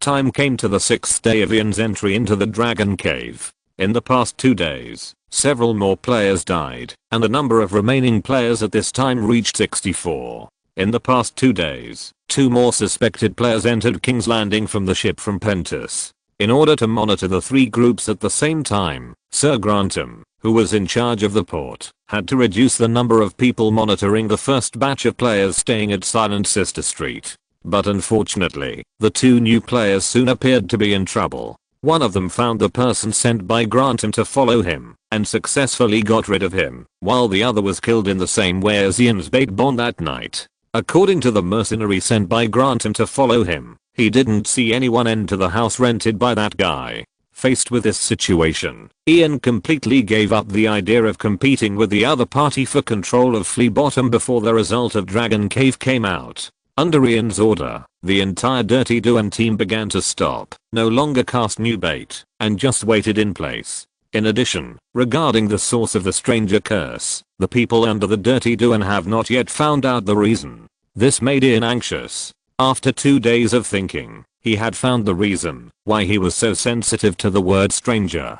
Because stranger is the god of death, he also fits the 2 system clues of death and holiness. Although this is probably just his overthinking, Ian still sent Bronn to the Flea Bottom to investigate the matter. Anyway, his safety in the Dragon Cave is guaranteed, and he wants to try whether this no one tool man in the world of ice and fire can bring him any surprises. In short, the news from outside the Dragon Cave in the past few days is all bad news, and the Dragon Cave is not much better. Ian and others are basically cleaning up 1 basement a day in the Dragon Cave. Today, they have cleaned up the 3rd one, but they still can't find the entrance to the basement that Ian guessed. As the remaining sanctuary basement becomes less and less, Ian's heart becomes heavier and heavier. If his guess is wrong, then the time he wasted in the Dragon Cave will make him lose all his opportunities. On the afternoon of the 8th day, after arriving at the Dragon Cave, as the second to last basement was cleaned up, Ian stepped into it eagerly, ready to find the location of the tunnel in person, like he did with every basement before. However, at this moment, the sentry who was on guard outside the Dragon Cave ran in to report that Bronn had returned and had captured a man. This made Ian a little confused. He didn't know what Bronn had done, so he could only temporarily put aside the inspection of the basement and go out to check the situation first. Chapter 86 Bronn's Captive. With a straw in his mouth, Bronn threw a large sack at Ian's feet, then squatted down and pushed away the rotten leaves on the sack, dragging out a man with his hands and feet tied. "Who is this?" Ian needed an explanation. "You don't know him?" This time it was Bronn's turn to be surprised, but soon, Bronn added, "That's right, it's normal for the captain's son not to know an ordinary mercenary," Bronn said, pulling the prisoner's hair to make him look at Ian. "You should know him, right?" he asked the prisoner. "I don't know a damn ghost." The prisoner looked at Ian with a blank face. "Oh, man, it's your fault to play dumb." Bronn showed a cruel smile. "You were very straightforward when you surrendered just now." "Enough," Ian interrupted the two. "Don't play dumb in front of me. Just tell me, who is he?" "The rebel mercenary on your ship," Bronn replied. "This guy can make something out of nothing." Ian was a little confused. "How did you figure that out?" "I was investigating the origin of the term Stranger's Curse in Flea Bottom at the time. By chance, I met this friend." Influenced by Ian's habit of saying my friend, Bronn now began to like to call everyone friend. He was asking the innkeeper I was going to find if there were any underground and death related ruins nearby, and I just happened to hear from afar. "The player who bought Clue 3. Ian came to a conclusion instantly. "My first reaction was that he was a subordinate of your first mate. After all, your first mate gave you those clues in the letter. You said before that you could no longer contact your first mate, so I chose to follow him. This guy's concealment ability is quite strong. He was out of my sight for a while, but fortunately I finally caught him in a corner where no one was. But when I mentioned your laughing lion to him and asked him about the news of the first mate, he chose to play dumb. So I told him more information, and when I mentioned the box and the Valyrian steel sword, he suddenly began to beg for mercy. Only then did I know that he was not a subordinate of your first mate, but a member of those rebellious mercenaries. And those mercenaries also had an internal conflict, and they were also looking for those accomplices who got the treasure chest." Bronn said his own conclusion. If it wasn't inappropriate, Ian would have wanted to applaud Bronn. "This imagination ability, but well, since your existence can help me perfectly cover up a lie, then you have not come to the world of ice and fire in vain. So, traitor, do you have anything else to say?" Ian looked at the captive player. The captive player didn't know what to say for a moment. When Bronn caught him, he thought Bronn was a player, but now after hearing the conversation between the two, he realized that the guy who claimed to be the son of the captain of the Laughing Lion was the real mastermind. "Well, since you have no last words, then," Ian said as he drew his sword and walked towards the unlucky player. When possible, he would prefer to do it himself to get the full reward. "In the name of Robert Baratheon I, King of the Andals, the Rhoynar and the First Men, ruler of the Seven Kingdoms and protector of the realm, and Ser Gillian Lannister, captain of the Laughing Lion, I, Lucian Lannister, sentence you to death for treason." "Wait, sir, wait." The captive did not expect the other party to attack directly and begged for mercy quickly. "I surrender. Let me go. Can we talk alone?" "Okay." Ian raised his eyebrows, then ordered the people around him, "Everyone stand back, you two stay." Ian's last words were to Rawl and Keith. Even if his opponent's hands and feet were tied, he did not intend to be alone with a hostile player. Ian didn't speak until Bronn and the others left. "Go ahead. What do you want to tell me alone?" "Them?" The captive looked at Rawl and the others hesitantly. "They are my NPCs. You can ignore them." "Are you the player who got the first blood?" The captive was surprised. "Now is the time for you to show me your value, my friend. Do you have any allies?" "No." Ian shook his head and told the truth. As expected of a player who got the first blood, you can develop such a huge force alone. The captive sighed and then said excitedly, "I want to invite you to join our alliance. We have 3 people. Our current power is very strong. If you are added, we can almost reserve the position of the winner. Reserved a victory of $250,000 per person. For this little money, we will come to another world to risk our lives. Do you believe it yourself?" "Oh." Ian pretended to be very excited. "Where are your other allies?" "No, sir." The captive forced a smile. "Only if you join our alliance first, can I tell you about other allies." Otherwise, my act of informing will be regarded as backstabbing an ally by the system, and I can't afford this loss. So, you still have a lot of points? Ian smiled. The captive's face suddenly changed, but he couldn't deny it at this point. Yes, there are still a lot of points. After buying Clue 3, there are still a lot of points left. Your alliance has eliminated a lot of players. The captive didn't say anything else. His intuition told him that this solution had no intention of forming an alliance. If I guess correctly, you are the winner of the first stage of the player competition in Pentis? By casting a net near Illyrio's mansion, you eliminated a lot of players who were careless and wanted to surrender to the Dragon Queen. Maybe you also completed some complex optional tasks and earned a lot of points. The captive remained silent, but the cold sweat on his forehead still betrayed his panic. And you didn't come to King's Landing on the same ship this time. You split into two groups. Your two allies led your main force to Silent Sister Street and stayed there to attract the attention of other players, while you secretly investigated the whereabouts of the treasure chest in Flea Bottom through those clues. You. The prisoner wanted to say something, but couldn't say it. I can't join a 4-person alliance. You should know that it's a joke to come to this damn place and fight for $250,000 if you can't show me your other value. Ian touched the hilt of the sword again. I know where the treasure chest is. Unexpectedly, this time the prisoner said something shocking. What did you say?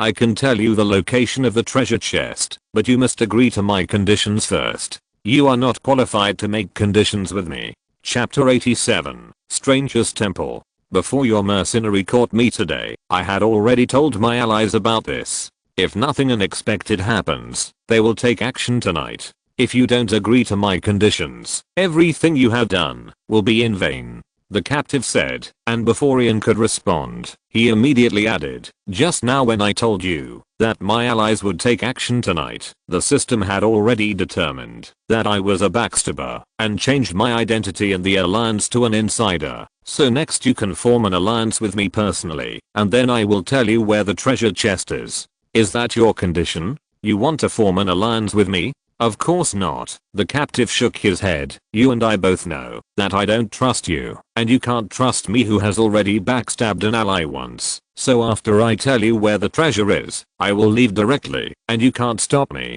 If you choose to lock me up, the system will still determine that you are a backstabber. I think you should still have a lot of points, right? Smart guy. Just use the alliance as a guarantee of escape. Not staying with me can ensure that I can't backstab you. Ian paused. But how can I be sure that you really know the location of the treasure chest? What if you are just delaying a tactic? I can't kill you after I form an alliance with you. You must believe me, you have no choice. But have you ever thought that even without your help, as long as I keep a close eye on your allies, they will still lead me to the hiding place of the treasure chest? The prisoner's face turned pale, and he suddenly remembered at this moment that Sir Lucian had just mentioned that his allies were on Silent Sister Street. In other words, his allies had actually been monitored by the other party without their knowledge. Tell me the location of the treasure chest now, and I will let you go. I swear in the name of God that I'm a devout Christian and will never joke about my faith. Ian certainly would not swear in the name of the 7 gods in front of the players. He changed to a more credible statement. This is your last chance. I said I don't believe you. You have to believe me. You have no choice. Ian returned this sentence to the other party. The captive hesitated for a long time and finally had to compromise. It's an underground temple. Lie. There is no temple in Flea Bottom. Ian rolled his eyes. If there was a temple in Flea Bottom, would his people not be able to find it? After the last clue, Holy, came out, he specially asked people to check the Flea Bottom, and the conclusion was that there was no temple there at all. That temple has been demolished for hundreds of years, and very few people know about it. It was once the base of the armed cult Poor People's Assembly. During the armed rebellion, they incited the mobs in Flea Bottom to rebel against the rule of the Targaryen family. You also know what happened later. After the death of the weak and incompetent Xia Ze, Crowell Meager was crowned king. He immediately recaptured King's Landing and burned the Temple of Thought with dragon flames after winning the trial of the 7 sons. This temple in Flea Bottom followed closely and was quickly captured and demolished by Meager's army. They demolished 6 of the 7 chambers in the temple, but only the chamber dedicated to the stranger was preserved. Because the Earl who was in charge of this matter at the time was worried that demolishing the stranger's statue would bring misfortune, the stranger's underground chamber was preserved. The underground stranger's temple in Flea Bottom. Fuck. Ian's heart suddenly became excited. This damn place directly fits the 5 clues provided by the system. There is no need to make any guesses or associations. But why didn't my people find out? Ian was unwilling to accept it. He had sent so many people to investigate in Flea Bottom. Why didn't his people find anything? Because of the stranger's curse. The few people who knew about the existence of this abandoned underground temple believed that it was ominous and that just mentioning it would bring bad luck. This is what the boss told me himself. Then why did he tell you? Ian thought it was ridiculous. I told the boss that if he could tell me a clue, I would give him 10 gold dragons. The captive shrugged, as if to say, how could you not even understand such a simple method? Money makes the world go round. Ian finally realized where he had lost. If he had investigated in person, his first solution, when he found nothing, would have been to add more money. However, he sent people to investigate and forgot to give them a sum of activity funds. Okay, I believe you didn't lie to me. Every word I said is true. Of course, I know. Ian nodded, especially the sentence that anyone who mentions the stranger's temple will suffer bad luck. As he spoke, Ian drew his sword and stabbed, using all the stabbing skills he had practiced these days on this player, instantly piercing his chest. Look, your bad luck has come. Drawing his sword, Ian turned to Rawl, gather all the men in the dragon's lair, and have them arm themselves quickly. We will take action tonight. Send people to find Dirty Jokes and Sir Grantham separately, and have Dirty Jokes find the temple immediately and personally lead people to guard the entrance of the temple. Tell him that there may be many enemies inside, and tell him not to act rashly. Ian added, as for Grantham, have him transfer all the men to the vicinity of Silent Sister Street, and tell him to keep a close eye on those guys in the inn. If they head for the Flea Bottom tonight, find a place to ambush them. After receiving the order, Rawl quickly left the basement. Taking advantage of this time, Ian closed his eyes and quickly logged into the system, successfully killed a player, obtained 4 points, 6 points for looting, and 3 points for agility, successfully killed 3 players in person, achieved the primary achievement, Butcher, obtained 3 skill points, 5 points, 1 basic skill scroll of your choice. The updated information is, Ian, Strength 27, Agility 27, Mental Strength 6 skills, Etiquette Basics, Common Language Reading and Writing Basics, Advanced Swordsmanship, Advanced Horsemanship, Intermediate Lance Attribute Points. 0 skill points. 3 points. 25 items, Basic skill scroll of your choice. Damn. Killing a certain number of players in person can actually unlock an achievement. Achieving an achievement is supposed to be a good thing, but Ian doesn't feel happy at all, because out of caution, he missed countless opportunities to kill in person at the crossroads. If he had taken more risks at the time, he might have achieved the intermediate butcher achievement by now. He originally thought that the reward for killing the initial player was halved, but when this achievement came out, he inexplicably felt that he had made a mistake. But Ian also knew that now was not the time to worry about this. After checking the data card, he quickly confirmed that there was no change in the bounty task 2 in the taskbar, and then left the basement. Chapter 88 The Advantages in Me. Ian quickly assembled the forces in the dragon pit, including Dorian the Black Falcon and his 20 odd men, and the captain of the Sharer's Dance and his 12 sailors. Since Ian had already prepared for the dragon pit to be attacked, everyone who came to the dragon pit brought their full sets of equipment. As soon as Ian gave the order, they quickly armed themselves. Take off your plate armor, and give them our 3 plate armors. Ian glanced at the poorly equipped mercenaries under the Black Falcon, and then said to Rawl and Keith, "What about us?" Rawl asked. "You two will wear the original plate armor, and my body shape is quite similar to Genozzo Derry, so I will wear his Kingsguard plate armor. We don't need to disguise." At this point, disguise is meaningless. Ian shook his head. The player alliance of Pentus has already set its sights on the stranger's temple. Once Ian fights with them, it will definitely attract the attention of all the players in the flea bottom. In this case, why bother pretending? Now the cards are exposed. How many players are hiding in the flea ditch? He doesn't know. What methods did the ghost in the flea ditch use to hunt players? He doesn't know either. But is it important? This is a battle royale game, not a reasoning game. The most important thing for him is to seize the treasure chest, rather than uncover the truth. No matter what conspiracy and tricks those hunters use, everything is false in the face of absolute power. Ian's plan is simple: force it. Now is the 28th day of the game.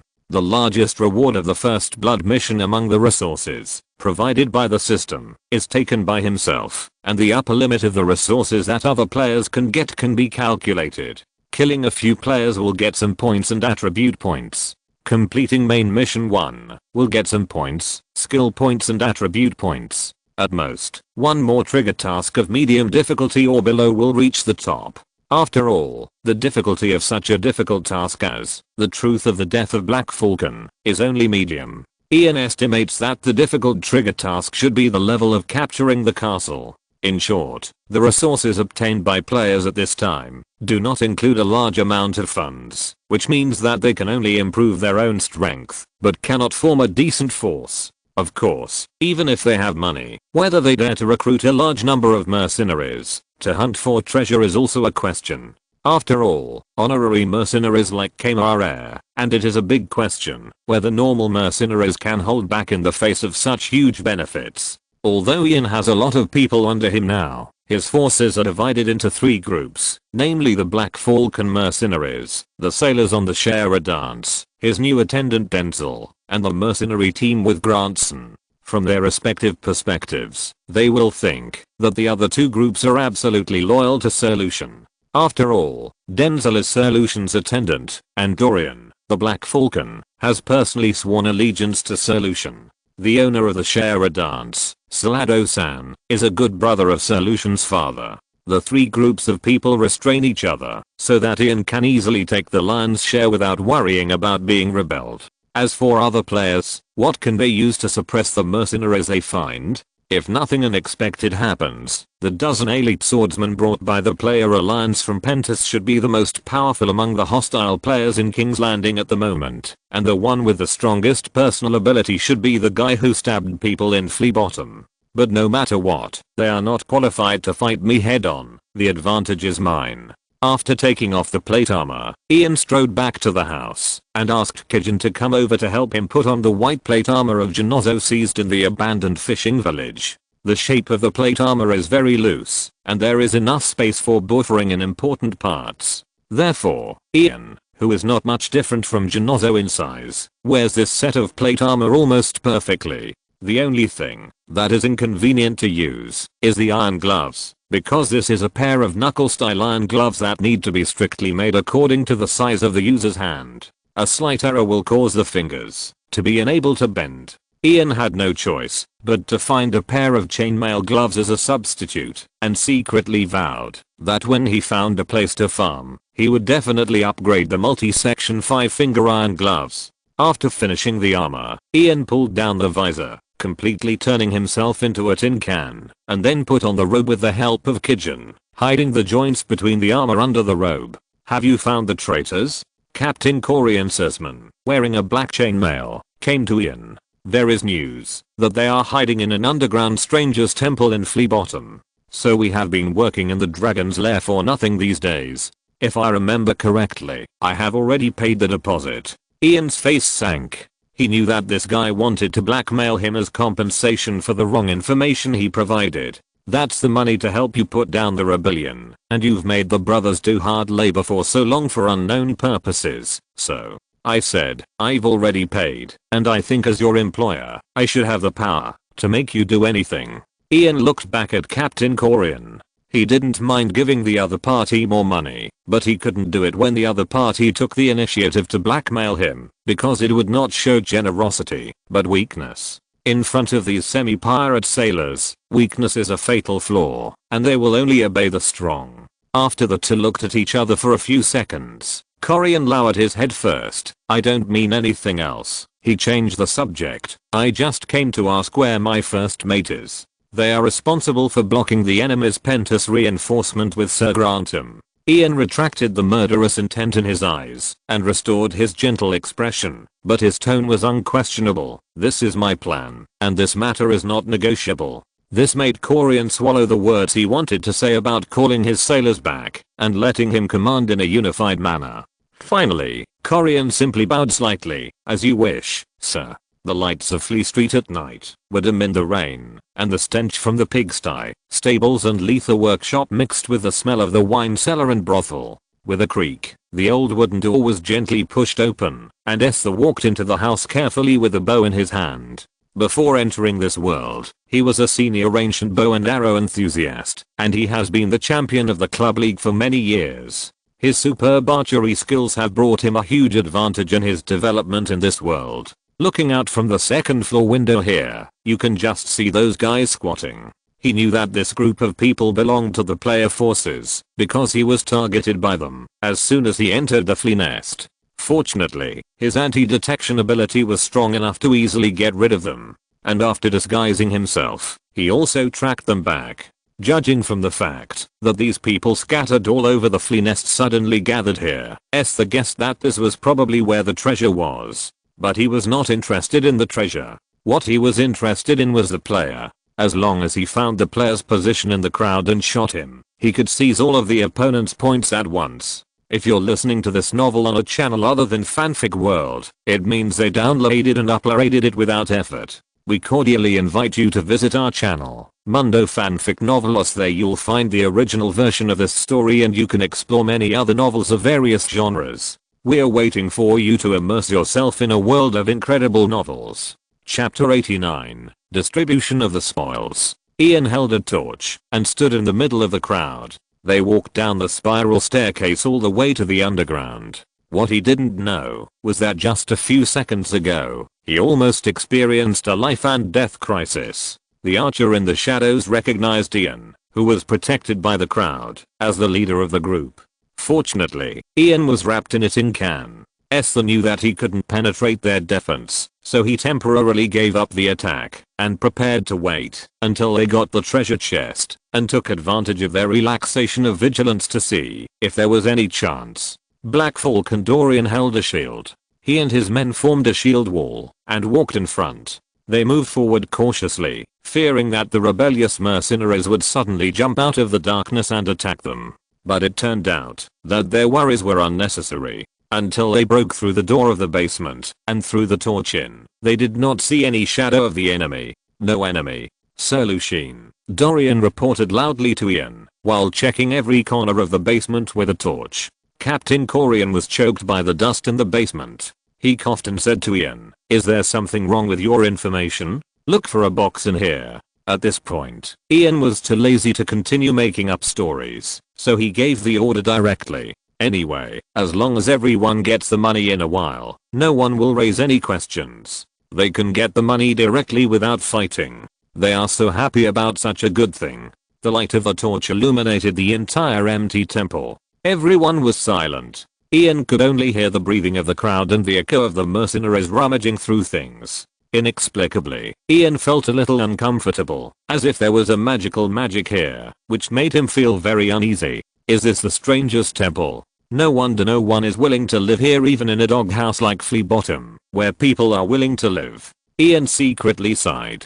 Therefore, compared to other crowded places in Flea Bottom, where the treasure chests could be discovered by the natives at any time, this temple that had been abandoned for hundreds of years and no one had ever been to was the best place for the organizer to hide the treasure chest. Ian thought immediately. The sound of searching continued for a while, and with the sound of a broken board, Ian suddenly heard a mercenary shouting excitedly, "Here! There is a box here!" Ian hurried over after hearing this, and Roll and the others surrounded Ian. Black Falcon Dorian personally lifted a long and large box out of the groove with two mercenaries. The box was made of rosewood, covered with leather on the top, and inlaid with lapis lazuli and mother of pearl. Even if you don't care about the things in the box itself is a valuable work of art. Seeing this scene, Ian felt that everyone around him was breathing rapidly. Without hesitation, Ian reached out and opened the box. The gold covering the bottom of the box suddenly appeared in everyone's sight under the flickering light of the torch, and a Valyrian steel giant sword was lying on top of the gold. The next moment, the system's prompt sounded in Ian's mind. He knew that it was the sound of Bounty 2 being completed. 7 hells. Bronn sighed, and then grabbed a gold bar from the box, as if he couldn't believe it was real. Soon, Roll and Corian appraised the property in the box together. A total of 4,000 gold dragons, of which 3/4 are gold bars. Because copper and other metals are mixed into gold coins during the casting process, pure gold bars will have a large premium, so the actual value of these gold should be more than 4,500 gold dragons. Roll whispered to Ian. Ian nodded. He had to admit that the system was very particular about providing gold. Sir Ian, according to our previous agreement. Corian licked his lips. I mean, although we didn't find the traitors, we have been serving you wholeheartedly. Don't worry, my friend, I will definitely give you the share I promised you. Ian reached out and took out the Valyrian steel sword and put it on his back. This is the rest of your payment. Ian then took out a 2-pound gold bar from the box and handed it to Corian, and then said the classic line that once helped him break the deadlock: a Lannister must pay his debts. Congratulations, sir. Corian said sincerely. After only working for a week, they earned the money that they could only earn in 2 months on the sea, and they didn't take any risks. He was very satisfied with the deal. Open your pocket, man. Ian turned to Bronn again, and then grabbed a handful of gold dragons and stuffed them into Bronn's pocket, followed by a second handful, a third handful, until it was full. Ian didn't count, but he estimated that there must be at least 50 or 60 gold dragons in there. You provided the most manpower, my friend. Ian took out 2 more gold bars and handed them to Dorian, the Black Falcon. This is what you have earned. Ian's generosity made Dorian a little overwhelmed. He knelt on one knee, kissed Ian's hand, and then declined. You helped my adoptive father to avenge himself. I once swore to serve you, and it was not for money. So in your opinion, am I not as generous to those who swore to serve me as I'm to the mercenaries? Ian said this to the other Black Falcon mercenaries. He knew that Dorian's reputation within the Black Falcon mercenaries was not high now. No, my friend. Ian forced the gold bar into Dorian's hand and then helped him up. For the loyal, I will never be stingy with gold to repay. My sword is yours, my life is also yours. I will fight to the last breath to protect your life, property, and honor. Dorian knelt down again to swear allegiance. As he approached, the Black Falcon mercenaries knelt behind him and began to swear. Perhaps, in a sense, these people are no longer mercenaries, but the guards of Sir Lucien. Unfortunately, Ian will soon change his vest, and it will be difficult for him to keep this armed force. Ian thought to himself.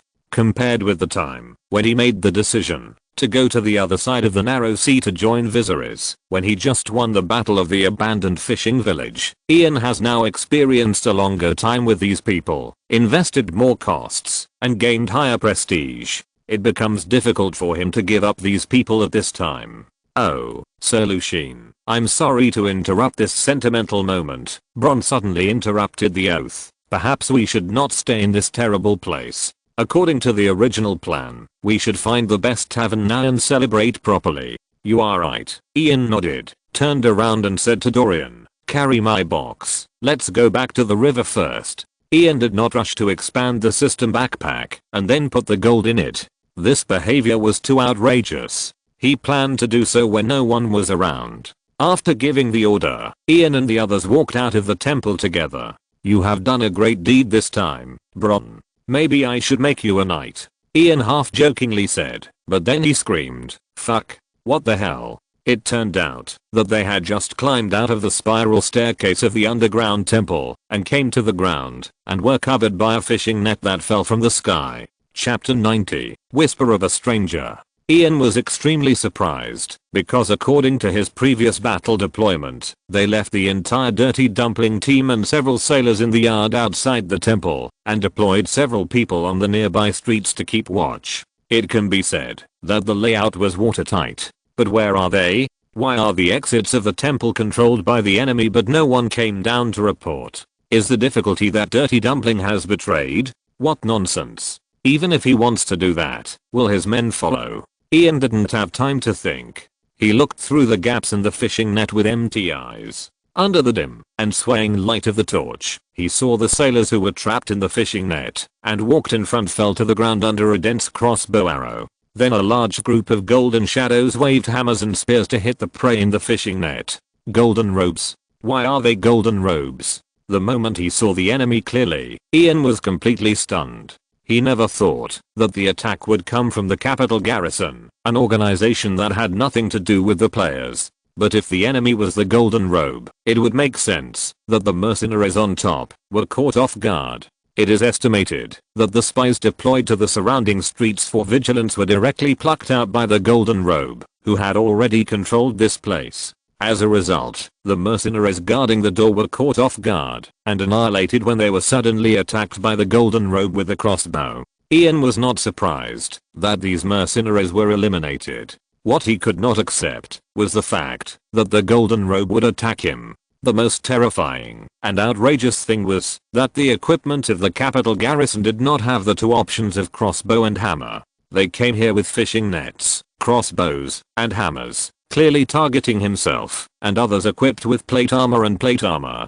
They came prepared. Without thinking too much, Ian put down his face mask at the first time. Because he was in the middle of the crowd, he was not attacked by the Golden Robe at the first time, so he found an opportunity to draw out his dagger and began to try to cut off the fishing net covering him. In contrast, the situation of the others was much worse. This huge fishing net came too suddenly, and almost half of Ian's entire team was caught in it. Especially the sailors who were caught in the net at the front. They faced the first round of crossbow arrows from the enemy and then were stabbed by the hammers and spears of the gold robes who cast the net and soon suffered heavy casualties. Fortunately, Bronn was quick-witted and jumped back to the stairs at the moment when the fishing net was covered, avoiding his body from being entangled in the fishing net, and then cut the fishing net with a dagger and returned to the ground. He rescued Roll from the fishing net as soon as possible and fought with 4 or 5 gold robes who found them.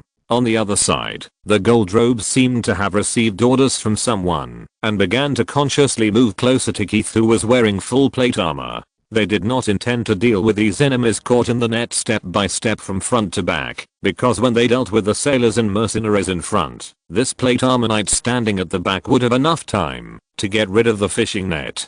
Considering the fighting power of the knight who had escaped, they planned to kill Keith while he was still in the fishing net. Several golden robes advanced side by side, killing 3 sailors directly from the periphery, and tore a path to Keith. They first fired a volley of crossbows at Keith, but the crossbow arrows bounced off his breastplate one after another, and none of them successfully shot him. Seeing this scene, Ian couldn't help but feel fortunate that these golden robes didn't have heavy crossbows, otherwise they would have been unable to escape at this moment.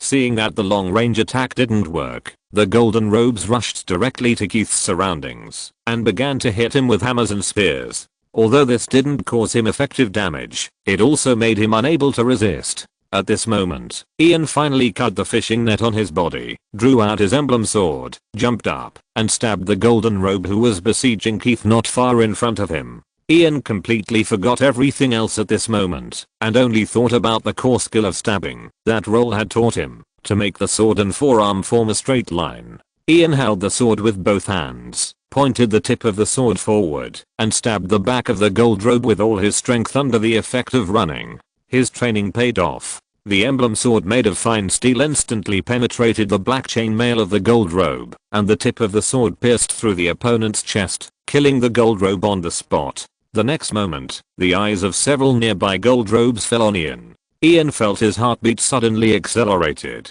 He tried to pull the sword out of the opponent's chest, but felt a strong resistance that stuck the sword firmly inside. He didn't have the opportunity to try again. The hammer spear swung by another gold robe forced Ian to let go of the hilt of the sword in his hand. He hurriedly retreated while trying to pull out the Valyrian steel sword from his back. While several people were besieging Ian, Keith also found an opportunity. He grabbed the fishing net on his body and pulled it towards his chest. The several golden robes around him were all dragged to the ground because of their unstable feet. Seeing this, Ian temporarily gave up drawing his sword and drew the dagger from his waist to rescue Keith. Unexpectedly, a golden robe suddenly came from behind him and hit Ian's head with a hammer. The hammer hit Ian's helmet, and he groaned. For a moment, he felt a buzzing sound in his head. The sound came from all directions and circled between heaven and earth. Fortunately, Ian's helmet was designed to fix the throat guard on the plate armor, so that Ian would not bear the entire weight of the helmet on his head, and the force of the blow to the head could be effectively distributed to his shoulders. Otherwise, even if the hammer just now failed to smash Ian's helmet, it would break his neck. Soon, the man in the golden robe attacked Ian from the side again. Taking advantage of Ian's dizziness, he immediately hit Ian with the second hammer. Ian subconsciously raised his hand to block, but his body didn't obey him at all. He staggered and turned around and took the hammer firmly with his breastplate. The opponent didn't use any force this time.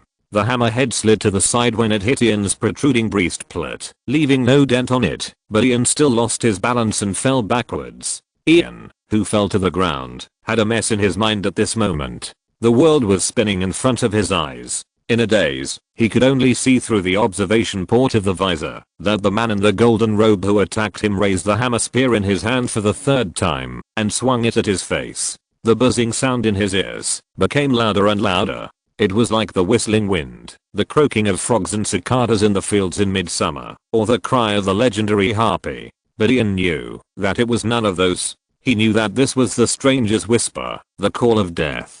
Ian could not exert any strength in his body. He closed his eyes in fear, not daring to face death. Chapter 91, The Golden Knight. 1 second, 2 seconds. The expected death did not come.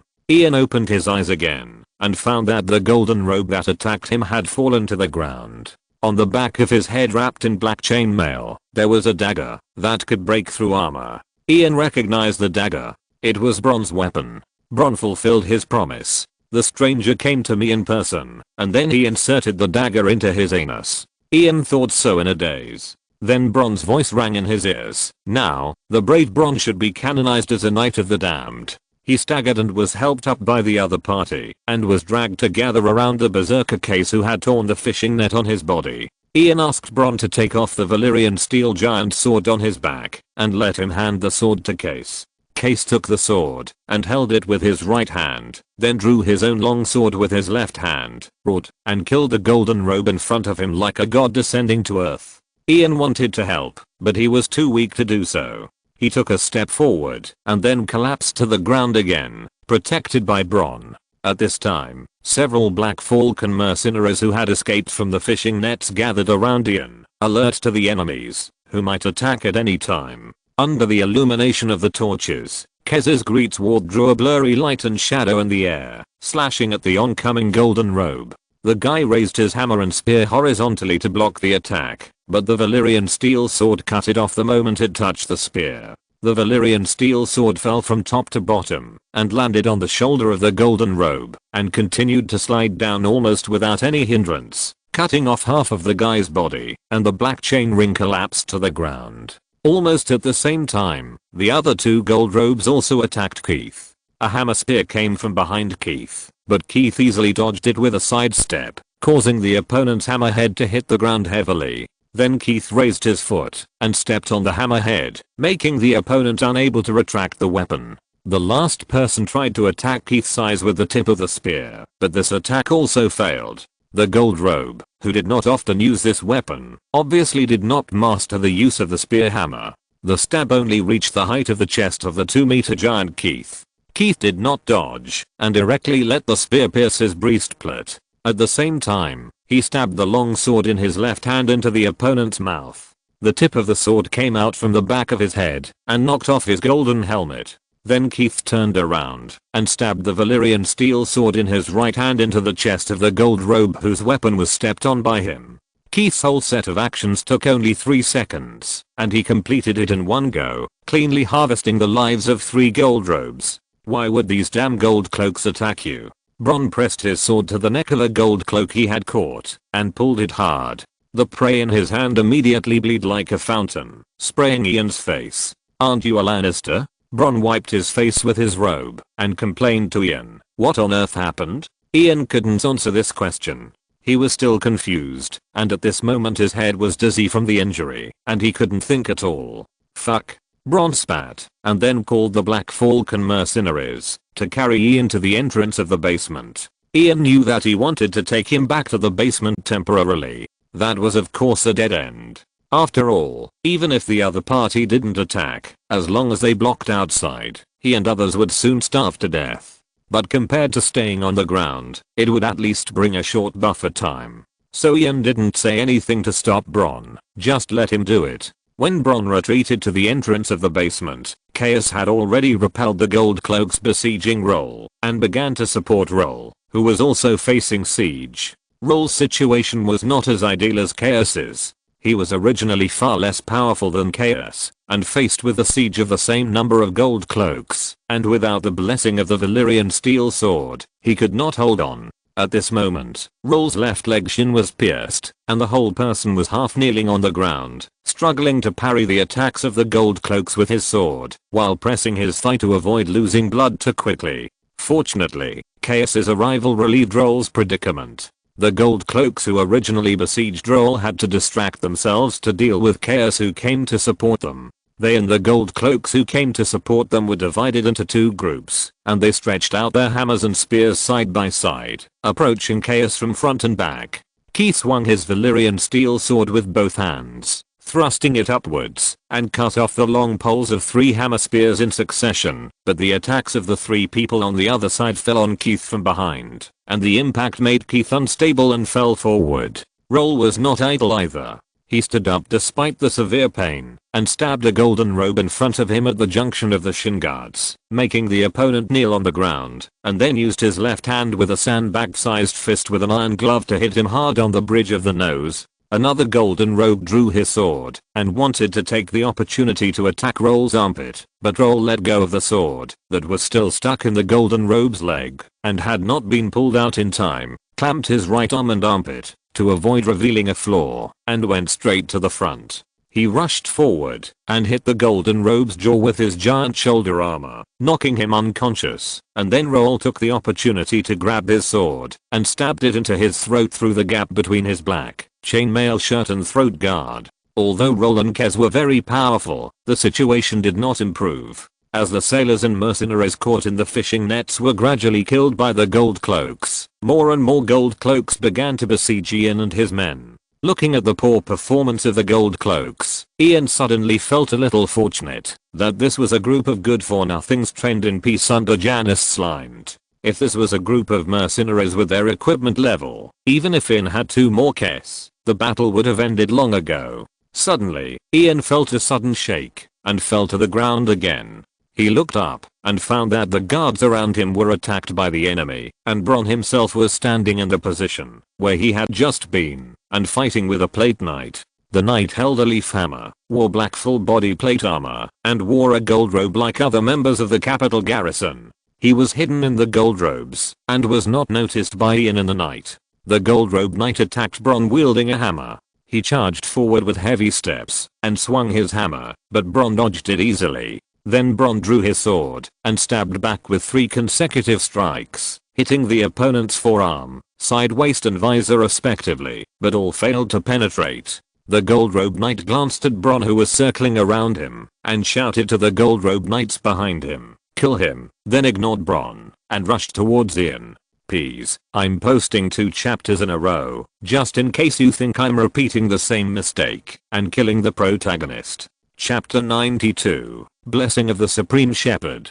Ian's heart was filled with alarm. His Valyrian steel sword had been lent to Kez, and his emblem sword was lost in the previous battle. He had no choice but to pick up the hammer and spear from the corpse of a gold-cloaked knight beside him, staggered to his feet, and aimed at the approaching opponent. The gold-cloaked knight ignored Ian's weapon, raised his hammer, and rushed towards Ian. Seeing that the other party did not dodge, Ian wanted to take the initiative and smash the raised hammer directly at the head of the gold-cloaked knight. Unexpectedly, the other party stretched out his left hand and grabbed the wooden pole of the hammer, forcibly stopping the hammerhead that was falling rapidly under the dual effects of Ian's arms and gravity, and at the same time, swung the hammer with his right hand to smash Ian's head. Ian was not as tough as him. He immediately let go of the hammer in his hand and dodged backwards. But he was too slow with a head injury, and the evasive action seemed to be slow motion in front of the gold-cloaked knight. The hammer was approaching, and the ridges on it quickly filled Ian's entire field of vision through the slit of the helmet under the illumination of the fire. Suddenly, a light green flashed in front of Ian's eyes, blocking the reflection of the hammer. Roll, who rushed from the side, suddenly blocked Ian's body. He held the unsharpened part of the sword 30 centimeters away from the tip with his left hand, and held the hilt with his right hand, stabbing from bottom to top at the armor connection under the armpit of the Golden Knight in front of him. The Golden Knight had no time to dodge, and the two exchanged injuries. Roll's sword pierced through the gap under the Golden Knight's armpit, pierced through his inner chainmail, and sank into his shoulder, and the Knight's hammer also hit Roll's breastplate straight, denting its entire arc. A second later, a strong impact hit Ian's chest, and he felt like he was knocked down by a heavy object, and then he was pressed to the ground less than half a meter away from the entrance to the basement. After opening his eyes again, Ian saw in a blurry vision that the heavy object pressing on him was wearing a light green plate armor. He realized that it was Roll who helped him block the blow. Suddenly, Ian felt his face getting hot, and then he found that it was Roll's blood that was constantly seeping out from the gap in the face armor and dripping onto his face. Ian suddenly got strength from nowhere, grabbed Roll on his body, and pulled him desperately to move behind him. Soon, the two fell into the entrance of the basement. The Golden Robe Knight was still hesitating whether to chase him, but Bronn, who had escaped the siege of the Golden Robe, suddenly appeared behind him and attacked him with his sword. It was a pity that Bronn's crotch-slashing uppercut was stuck on the armor skirt hidden in the Golden Robe Knight's robe, and he could not move forward. Most of the plate armor Bronn had seen did not have armor skirts, so he chose to attack the weak point of the crotch. To his surprise, the leader of the Golden Robe seemed to be a little too cautious, and was really armed to the teeth. The Golden Knight wanted to take the opportunity to kill Bronn, but as soon as he exerted force on his shoulder, he felt a sharp pain, and had no choice but to kick Bronn's head with his foot. Bronn immediately gave up his stuck sword, and jumped back to avoid the kick. At the same time, he skillfully drew out the two daggers from his waist. The Golden Knight did not entangle, and took this opportunity to turn around and run to the Golden Knight, who came to support him. Seeing that the boss was no longer attacking, the other Golden Knights naturally did not want to face the sharp edge of Kez and Bronn foolishly, and consciously slowed down the speed of attack. Kez, Bronn and Dorian all took the opportunity to escape from the battle, and retreated to the basement with the remaining mercenaries and sailors. The Golden Knight did not stop him. He knew that the other party would die if he did this. He did not even need to attack the basement by force. He only needed to guard the exit to trap the enemy. As soon as Ian came to the stairs leading to the basement, he saw several mercenaries and sailors who had escaped long ago and hid below without participating in the battle. But he also knew that now was not the time to blame these people. In the current situation, scolding would only lead to mutiny. Come and carry people, help us down. Ian ignored the fact that these people were deserters and gave orders directly. Several deserters looked at each other, then stepped forward and helped Ian and Luo to get up and walk down. In the case that the two sides did not have a conflict because of their early escape, they were still Ian's men and had no reason to refuse Ian's orders. Soon, they returned to the stranger's shrine. Under the light of a torch in the hand of a Black Falcon mercenary, Ian laid Luo flat on the ground and lifted his blood-stained visor. "Luo, how are you? Are you seriously injured?" "Not dead." Luo grinned. "He didn't hit me at all." "Oh." Cough, cough, cough. Luo coughed violently and spit out a large mouthful of blood. Then Luo opened his mouth and seemed to want to speak, but no sound came out. Ian looked at Luo's bloodless face and knew that Luo was on the verge of running out of energy. "He's dead." Bronn's voice came from behind Ian. "He needs medicine and meisters now, but we are trapped here. He will definitely die. Of course, we are not much better. The enemy may attack at any time. Even if the enemy only chooses to besiege us, we will not survive here for more than 3 days." Ian didn't hear Bronn's words at all. The 3 words "he's dead" echoed in his mind. Can he be saved? Ian looked at Keith as if to verify, hoping that the other party would give a positive answer, but Keith just shook his head gently. Ian felt his heart suddenly shrink, and a huge sadness, guilt and anger surged. Although Luoa is far inferior to Keith in combat power, he is the one Ian has communicated with the most since he crossed into this world. It can even be said that he is Ian's only friend, and Ian's greatest reliance and the source of all security. And now, Luoa is seriously injured and dying in order to save himself. Wait for the blessing of the Supreme Shepherd. Ian suddenly remembered this item in the second level mall, which is a magic potion that can quickly heal the injuries of the dying. Because he had purchased 15 points of clues, he had already met the conditions for opening the secondary mall. Ian forced himself to hold back the trembling of his body and closed his eyes to log into the system. There seemed to be a new email in the mailbox, but Ian did not read it. He directly clicked into the points mall and quickly locked the target. Blessing of the Supreme Shepherd God, a magic potion for external application created by the high priests of the Supreme Shepherd Temple through secret methods, with powerful life force, which can quickly heal the injuries of a dying person, and each person can only use it once. 20 points. This time, Ian did not think about whether this was a life-saving magic medicine or a planned spoof. He wanted to save Luoa. He had to take a gamble. Even if the final result was not what he wanted, he accepted it.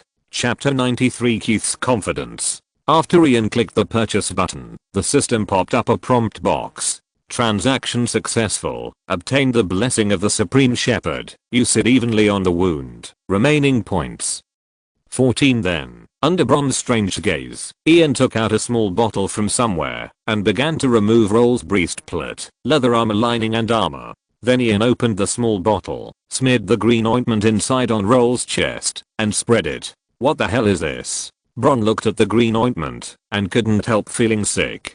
Some kind of magic potion. My father and I accidentally met a pagan witch doctor when we were sailing through Slaver's Bay, and we bought it from her at that time. Ian's ability to make up stories has become more and more perfect after this period of precipitation, and he can almost speak at any time. Will this thing work? I hope it works. Ian had no idea at all. He wanted to pray, but he had already fooled so many gods by breaking so many oaths that he didn't know who to pray to. Despair began to spread in his heart. Bron commanded the remaining men to block the entrance with anything they could find in the basement, and arranged 4 people to guard behind the barriers. Then he returned to Ian, ready to ask this employer who was always resourceful to come up with an idea. As a result, he approached Ian and found that the young man had fallen asleep. Damn it. Is it time to sleep now? Bron tried to wake Ian without saying a word. He reached out and pressed Ian's shoulder. When he was about to shake him, he found another hand pressing his shoulder. Bron looked back and found that it was Mute Case, the strongest squire under Sir Lucien. You ask me not to wake him up? Bron asked with a frown. He knew that Mute certainly couldn't speak. Case nodded. You should know our current situation. Bron spat. We are almost fucking dead. Oh, you mean it's useless to wake him up? Keith shook his head. Do you think he can think of a way? Keith nodded. Then why did you stop me from waking him up? Bron cursed and tried to wake Ian again, but Keith once again stretched out his hand to stop him. What the hell do you want? Keith touched his sword and looked at the entrance to the basement. Fight out. It was Sir Lucien who got his brain damaged, not you. Keith shook his head and made a few movements. Are you saying that we guard the entrance to the basement and wait for him to wake up? Bron guessed again. Keith nodded. Damn it. What can he do if he wakes up? Turn us into rats and dig a hole to get out? This time, Keith looked serious and nodded heavily. Bron was stunned. Ian didn't sleep for long. With his nerves highly tense, he woke up only half an hour later. In fact, it would be better to say that he fainted rather than fell asleep. During these 2 hours, the Gold Robes launched a tentative attack, and after being repelled by Keith and his men, there was no more movement. It seemed that they were either trying to trap Ian and his men to death, or looking for props to attack by force. Ian preferred the latter, because he knew that players were not the kind of people who liked to sit and wait for death. That's right, the Gold Robe Knight who just commanded this Gold Robe Brigade was a player. After letting his brain rest for a short time, Ian had figured out his previous doubts. First of all, the gold robes that suddenly attacked were not carrying the standard combat spears and armed swords, but crossbows and hammer spears specially prepared to deal with fully armored units, which meant that the opponent had prepared to deal with the elite player forces from the beginning. Secondly, their crossbows were light crossbows that could be bought on the market instead of heavy military crossbows in the king's armory, which showed that this was an action initiated privately by this gold robe brigade instead of an order from the upper echelons of the capital garrison or the Imperial Council.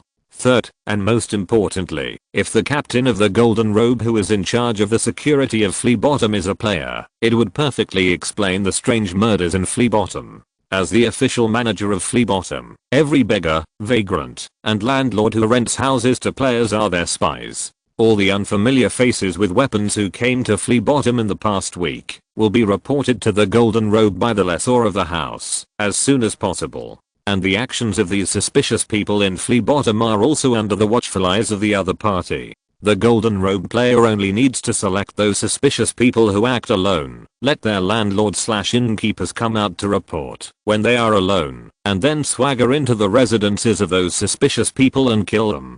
Then they will claim to the outside world that they came here because of a report, and when they entered the house, they only saw the corpse, not the murderer. This not only conceals his actions, but also creates the illusion for other players in Flea Bottom that a powerful assassin who can hide his whereabouts has appeared here. Under normal circumstances, who would suspect that the gold robes who rushed to the crime scene after receiving a report were the perpetrators? Judging from the current situation, the gold robe player may not have bought any clues at all. He was waiting in the Flea Bottom, secretly killing those players who acted alone, and then keeping an eye on those player alliances with considerable power, just waiting for these well-developed players to lead him to the location of the treasure chest. He only needs to annihilate these players, and he can collect the treasure chest, while eliminating the biggest threat that has developed near King's Landing, killing two birds with one stone.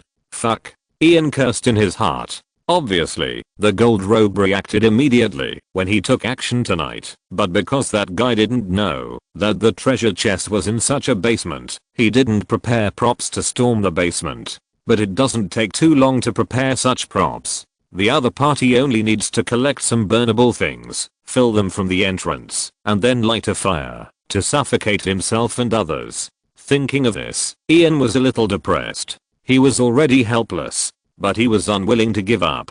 He had almost analyzed all the plans and means of the other party, but the only thing that Ian couldn't figure out was the first step. How did that guy get the command of a large group of gold cloaks in just 1 month after the start of the game? This might be the feeling that Haru couldn't figure out how I got that set of gorgeous clothes, thoroughbred horses and heraldic swords on the first day. Ian laughed at himself. So Lucien, let me tell you a joke. Seeing Ian sitting in the corner, like he had given up on himself, Bronn walked to his side. Just now when you were asleep, your squire Dum told me that, as long as you wake up, you can take us out, even if you dig a hole. Ian raised his head when he heard it, and found that at this moment everyone in the basement was looking at him. The double monthly ticket activity is out. Please vote for me. PS. Here are some questions from readers. 1. Is this book a cool novel? This book is positioned as a cool novel, but I didn't know how to write a cool novel at the beginning, so it was very messy. Recently, I have learned relevant information. The plot of the treasure hunt in King's Landing is laid out according to the template, beginner, not yet proficient. Now this stage is called Darkest Hour 2. The system is like a living person. First of all, it should be emphasized that Annie is set as an AI assistant, or customer service. She is not the system itself. She has no power, and cannot give any suggestions to the protagonist. It is impossible for her to take over the main role. Her position is to be a tool for the protagonist to answer the settings. She will only appear when the protagonist asks her questions. When there are no questions, she has no role at all. *but considering that there are many readers who say that it is poisonous. The description of Annie's emotions in the previous part has been changed. I don't know if it has been changed completely, and the setting has been changed from customer service to real AI. Chapter 94 to entrances. In order to save oxygen in the basement, under Ian's order, the mercenaries left only one torch to alert the enemy. The torch was placed near the entrance of the basement, about 5 meters away from Ian. But even in such a weak light, Ian still saw hope in everyone's eyes. Perhaps it was because Ian's previous performance was too magical that many people present at this moment actually believed that he could create a miracle. How could a miracle be created? Ian smiled bitterly in his heart. We were trapped in the basement, and the only exit was blocked by enemies who far outnumbered us. Could it be that we really drilled a hole to get out, as Bronn said? Hole? Ian turned around suddenly and looked at the stone wall behind him. Stranger is the seventh of the 7 gods of the Andals, so his chamber was also set at the end of the temple, and Ian reached out his hand to the gap in the stone wall and felt it quietly. Although the mercenaries in the basement didn't know what he was doing, they were all silent at this moment. The whole basement was only filled with their breathing. 1 second, 2 seconds, 3 seconds. It was the wind. Ian finally confirmed the faint feeling on his face just now. This wall is the easternmost wall of the entire temple, and this is the basement, which means that there should be solid soil behind this wall. But there is wind, or maybe it can't be called wind, it's just a very slight airflow. This narrow stranger's chamber is crowded with more than 10 people including Ian, and a torch is lit, which makes the temperature here much higher than outside. The temperature difference causes the air to flow. The back of the wall is empty. Everyone, don't make any sound. Listen to me, Ian first reminded in a low voice, and then ordered, light a few more torches and carefully check this wall. There may be a tunnel behind it. Get started. Quick, he urged. Without hesitation, everyone immediately lit the torches that they had extinguished before and began to check the stone wall. In less than a minute, Dorian the Black Falcon found a loose stone in the middle of the stone wall. He pushed it hard and pushed it out of the wall, leaving a big hole in the wall. The light of the torch shone into the hole, and everyone could clearly see that there was indeed a tunnel behind the stone wall. How do you know there is a tunnel here? Bronn asked in surprise. Where does it lead to? Dragon's Cave. Ian showed a self-deprecating smile. The Temple of Remembrance is a station of the Sons of Warriors in King's Landing, and this is the headquarters of the Poor People's Assembly in King's Landing. Obviously, this is the tunnel they used to support each other. The exit is in the basements of the Dragon's Caves we cleared before. Bronn understood a little. Now is not the time to talk about this. The exit of this tunnel was obviously sealed by the order of the noble who demolished the temple. Fortunately, Ian looked at the width of the wall in the hole and signaled Kes to smash it open with his hammer. After receiving the order, Kes swung with all his strength and broke through the thin wall, showing the entrance of the tunnel in front of everyone. Fortunately, that person just used this small brick to seal the entrance. If he really built the entrance into a wall like this, we would have no way to escape.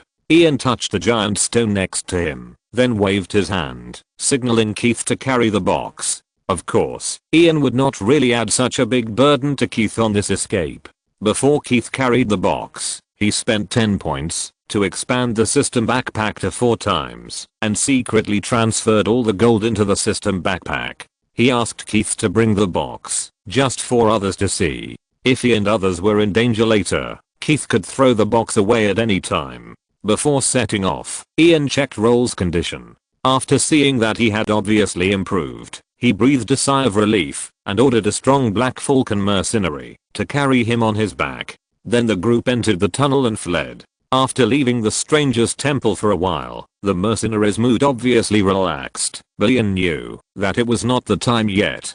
Because there are only 2 rooms in the basement of the temple in the dragon pit that have not been checked by him, one of which has been cleaned up by Ian and his team, and the other is still buried under the ruins. In other words, the survival rate of this tunnel is actually only 50%. Walking along the tunnel, Ian couldn't help but have an absurd idea. If Bronn hadn't accidentally discovered that player at that time, and he hadn't inquired about the news of this stranger's temple, could he perfectly avoid the gold-robed player in the flea pit and take the box away directly from the dragon pit without anyone noticing? Obviously, he could, because since there is a tunnel here, the other entrance of this tunnel must be in the dragon pit. Why is Ian so sure? This involves the style of the dog planner. Judging from the dog planner's design of the entire game mechanism and the pits he dug for the players before, he is most likely the kind of meticulous but show-off personality. The planner used the bounty 1 First Blood, to cleverly tear apart the alliances that most players had agreed to in advance, and provided the players who had just started the game with a way to find other players. He was showing off to the players. So would he give up the opportunity to show off his skills in the bounty too? Of course not, because there are only 3 bounty missions. The best design of the planner for the box in King's Landing is that the 2 entrances to the treasure chest perfectly match the 4 clues sold in the mall: underground, death, relics, and sacred, and points to the same period of history, armed cult uprising. Even with Ian's picky eyes, he has to give the planner a 90-point design and deduct 10 points because he suffered a loss on this. In the evening, when I suddenly heard about the existence of such a stranger's temple, I really didn't expect that the basement of the Temple of Thought under the Dragon Cave was also the correct answer. But even if I took the box, I would still run into the gold robe player in the end, right? Ian thought again. After all, in his original plan, there was a part where he would go to the flea nest to hunt players including the group of Pentus after getting the box, and he would still run into the hands of the gold robe player at that time. In an instant, I found out where my biggest problem was: greed. I took too big a step. I had obtained so many development resources quickly at the beginning, but I didn't think about digesting them properly. Instead, I kept getting involved in one struggle after another. Moreover, in these struggles, I was always executing more than one plan, wanting to make more achievements and profit at the same time. The most terrifying thing is that I didn't think there was anything wrong with my behavior. Isn't this too arrogant? Don't be greedy for victory, Ian said silently in his heart. He swore that if he could survive this time, he would take this sentence as the family motto. Chapter 95, Fruit of Rosset. It seems that today is your worst day of luck. The tunnel you finally found is a dead end. The Golden Knight hid behind two shieldmen and said to Ian, who was also hiding behind two shieldmen at the end of the tunnel. He was disappointed when his men reported to him that all the enemies in the stranger's temple had fled into the tunnel, but he didn't expect that this tunnel was a dead end, and he caught up with his opponents here. On the contrary, I think this is my best day of luck. Ian turned around. By comparison, your luck is really not good when you come here. Really? There are only 7 people around you, and I have 70. Tell me, how are you going to make me unlucky in this narrow tunnel? Although the Golden Knight knew that the other party was just talking nonsense, he still raised a little vigilance. It doesn't matter, my friend. It's almost dawn outside. How about I treat you to breakfast? Ian said with a smile. Outside? The Golden Robe Knight's vigilance became stronger and stronger. He gave up the idea of interrogating the other party and directly waved his hand to give the order to attack. He was worried that he would die because of his talkativeness. Soon, the Golden Robes passed the Golden Robe Knight standing in front of him, and 5 people in a row pointed their spears forward and began to press towards Ian. However, as soon as they took a few steps, many people leaning against the wall were tripped by the jars on the ground, which attracted the attention of the Golden Robe Knight. He just turned his eyes to the wall, but suddenly found that the player who had become a turtle in the jar actually pushed open a stone door from what he thought was a stone wall. Those guys quickly passed through the stone door, and at the end, they threw a torch into the tunnel and closed the stone door again. The last thing the Golden Robe Knight heard was the voice of the White Armored Knight. Try Count Rosset's canned fruit. I hope you like it. Then the green light covered his vision. Walking into the meeting room of the Red Keep, stepping on the meat carpet in the meeting room, Lord Petty Baelish pulled out a chair and sat down. He was short, but handsome, and his grey-green eyes looked at the bald fat man sitting opposite him with a cunning light. Don't look, there are only 2 of us today, Varys said with a smile. Grand Maester Purcell is unwell, Lord Renly prefers balls to parliament, Prince Stannis has returned to Dragonstone, and His Majesty the King has taken half of the court and the remaining half of the Royal Council north. So, what do you want to talk to me about today? Petty did not continue to sit at the table, but walked to a corner of the room, where there was a wooden screen from the Summer Islands, which was carved with hundreds of lifelike and colorful rare birds and animals. What else can a chief intelligence officer do to a finance minister? Varys looked at Baelish meaningfully. Oh, 7 hells. Don't tell me you want money. Petty gently stroked the exquisite tapestries from Novus, collar and lies hanging on the wall. Look at these. This is all money. Our king knows how to spend money. That's not what a good finance minister should say, Varys teased. Well, Petty spread his hands. I guess you are now gathering a group of assassins to deal with 2 children. 2 baby dragons, Varys corrected. I asked our dear king about this issue, and he told me, I will kill every Targaryen with my own hands, and kill them all. I will make them die as cleanly as dragons, and finally urinate on their graves. That's what he said. Very good, then let me continue to guess. The expense is huge, right? Very. Varys nodded, but compared with the debt of the treasury, it is nothing. I only need 2,000 gold dragons, which you can easily get from the generous Lord Tywin, Lord Tyrell, or the Iron Bank of Bravos. You will get what you want. Petty did not refuse. I just hope you can handle it all. Is there anything else? Yes, the eunuch nodded. There was a fierce conflict in Flea Bottom last night. There were more than 40 corpses outside an abandoned underground temple. Very interesting, but you should report these things to our Lord Justice, Lord Renly, if he had not gone to the Tyrell family's ball. Of course, he would not be interested in these things, even if he did not go to the ball. His position as Lord Justice is just a figurehead. Such matters are usually handled by Lord Arryn. But now, Lord Arryn is gone. Petty was not interested. Half of them are gold cloaks. Varys added. Oh. This time, Petty became interested. What happened? You didn't get any news at all? Varys looked meaningfully at this colleague, who would not lose much to him in the King's Landing information network. What news? Petty frowned. Flea Bottom. Is the gold cloak related to the younger brother of Janus, the commander-in-chief of the gold cloaks? Petty remembered that guy. Although he became the captain of the gold cloaks, by relying on his connections, his fighting ability was amazing, and he quickly won the hearts of all his men. And not long after, the captain of the brigade he was in fell off the city wall drunk and died, so Janus took the opportunity to let him fill the vacancy. If I remember correctly, that guy volunteered to go to Flea Bottom during Lord Arryn's funeral.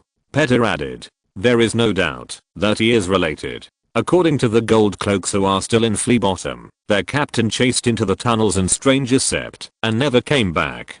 Varys said. That tunnel, doesn't it lead to the dragon's lair? So, you also heard about the explosion in the dragon's lair this morning? The prostitute who was receiving customers there claimed that the fire was green. I thought it was just a drunk client who accidentally ignited the wildfire pot buried in the dragon's lair by the Mad King's pyromancer, Count Rosset. Is there any other information? According to the remaining gold cloaks, their captain promised them that this action would make them a fortune. Because in King's Landing, everything that makes money is related to you. So I thought of asking you if you know the inside story of this matter. Unfortunately, I know nothing about it, so it is obvious that something happened in King's Landing that you and I don't know. In King's Landing, there are too many things I don't know. Varys smiled and shook his head, refusing the compliment that little Fina put on him. For example, I don't know how Lord Arryn died.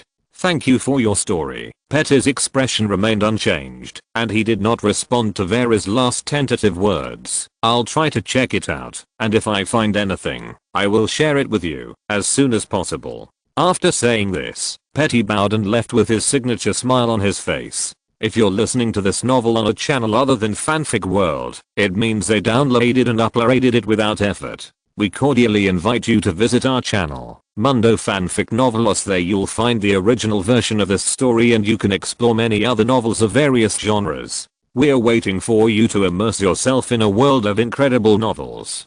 Chapter 96, Profit Inventory. After leaving the Dragon Cave, Ian sent most of the remaining mercenaries, including Bronn, to a house near the river to wait for orders. He claimed that he was going to the Red Keep to fulfill his honor and then send someone to find them. With this as an excuse, Ian successfully got rid of these mercenaries, leaving only Dorian, the Black Falcon, who was obviously very loyal, and his 2 closest companions. Originally, Ian had thought about taking a large part of the Black Falcon mercenaries to Pentus, but that was a plan made when everything was going well. If there had not been the attack by the Gold Cloaks, Ian could find many reasons to persuade them to accept his new vest with the cooperation of money. but now they are on the run, and if he loses the identity of Lucian Lannister, Ian can't guarantee what will happen. He didn't even dare to stay with Bronn. In order to take care of Raoul's injuries, Ian bought a carriage in King's Landing, and then left King's Landing from the Lion's Gate with a few people.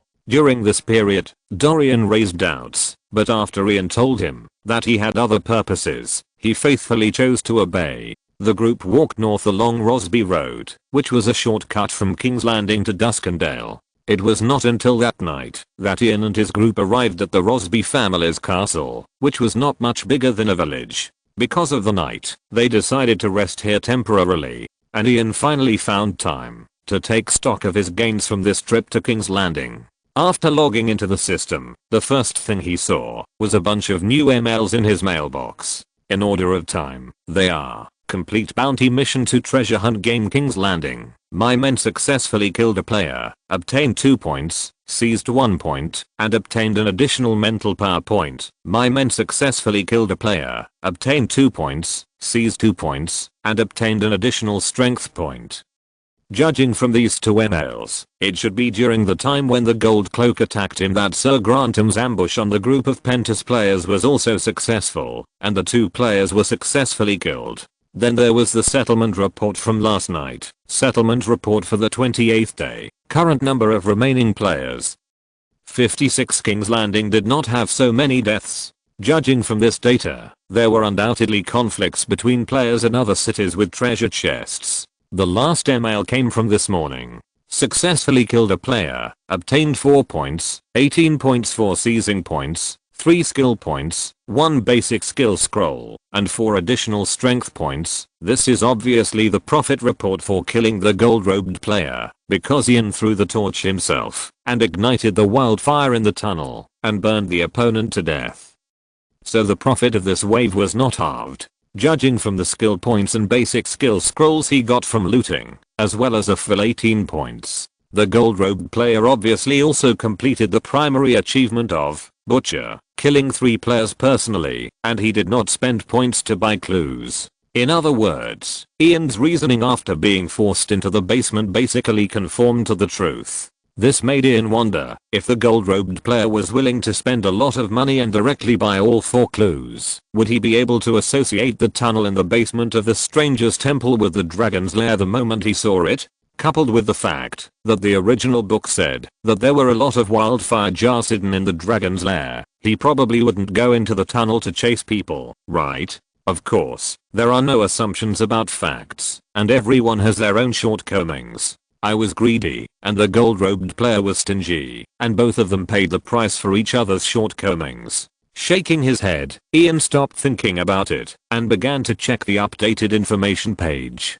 Because I bought 20 points of potions to save Valyria last night, I spent another 10 points to expand my backpack this morning. The updated page data is as follows: Ian, Strength 32, Agility 27, Spirit 7 skills, Etiquette basics, Common language reading and writing basics, Advanced swordsmanship, Advanced horsemanship, Intermediate lance attribute points.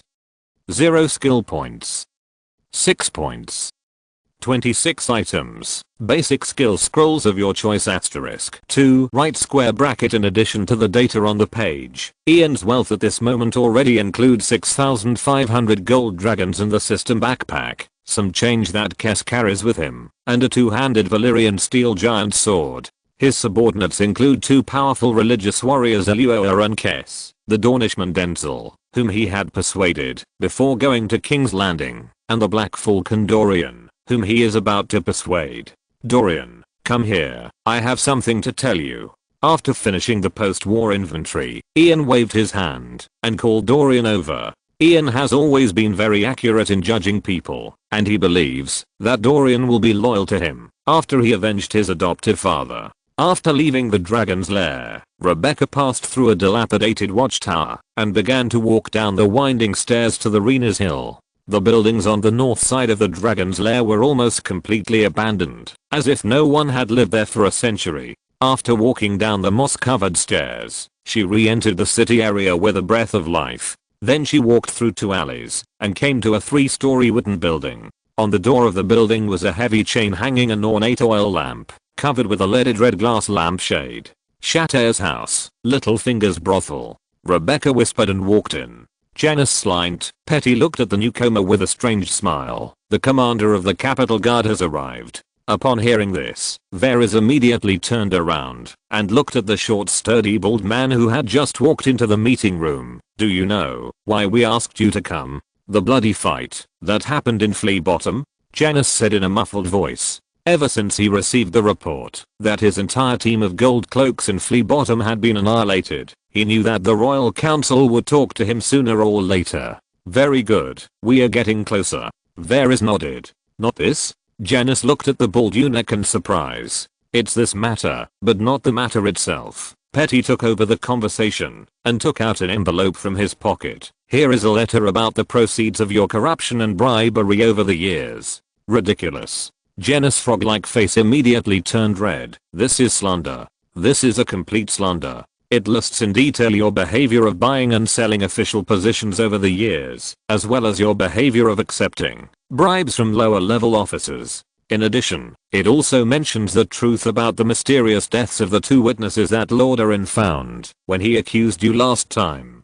Petter ignored Janice's rebuttal and said slowly, I said it was slander. Janice was still stubborn, but his tone was no longer as confident as the last second. Chapter 97 Janice's Mistress. Of course, we would not wrongly accuse a good officer who served his majesty with such a small thing, but the person who brought this letter said something very important at the time. Varys said. What did he say? Janice was confused. The truth about the Battle of Strangers Temple 2 days ago. I don't quite understand. You and your smugglers had an internal conflict, and you wanted to blackmail them and take a very important profit, so you asked your confidant to lead the team to attack the other side at the meeting point. Varys said, and added, if my intelligence is correct, the captain of the Golden Cloak in Flea Bottom is your mistress's brother, right? Janice's face suddenly turned ugly. What Varys said about him sending people to fight against smugglers in Stranger's Temple was purely fictitious, because he never gave such an order.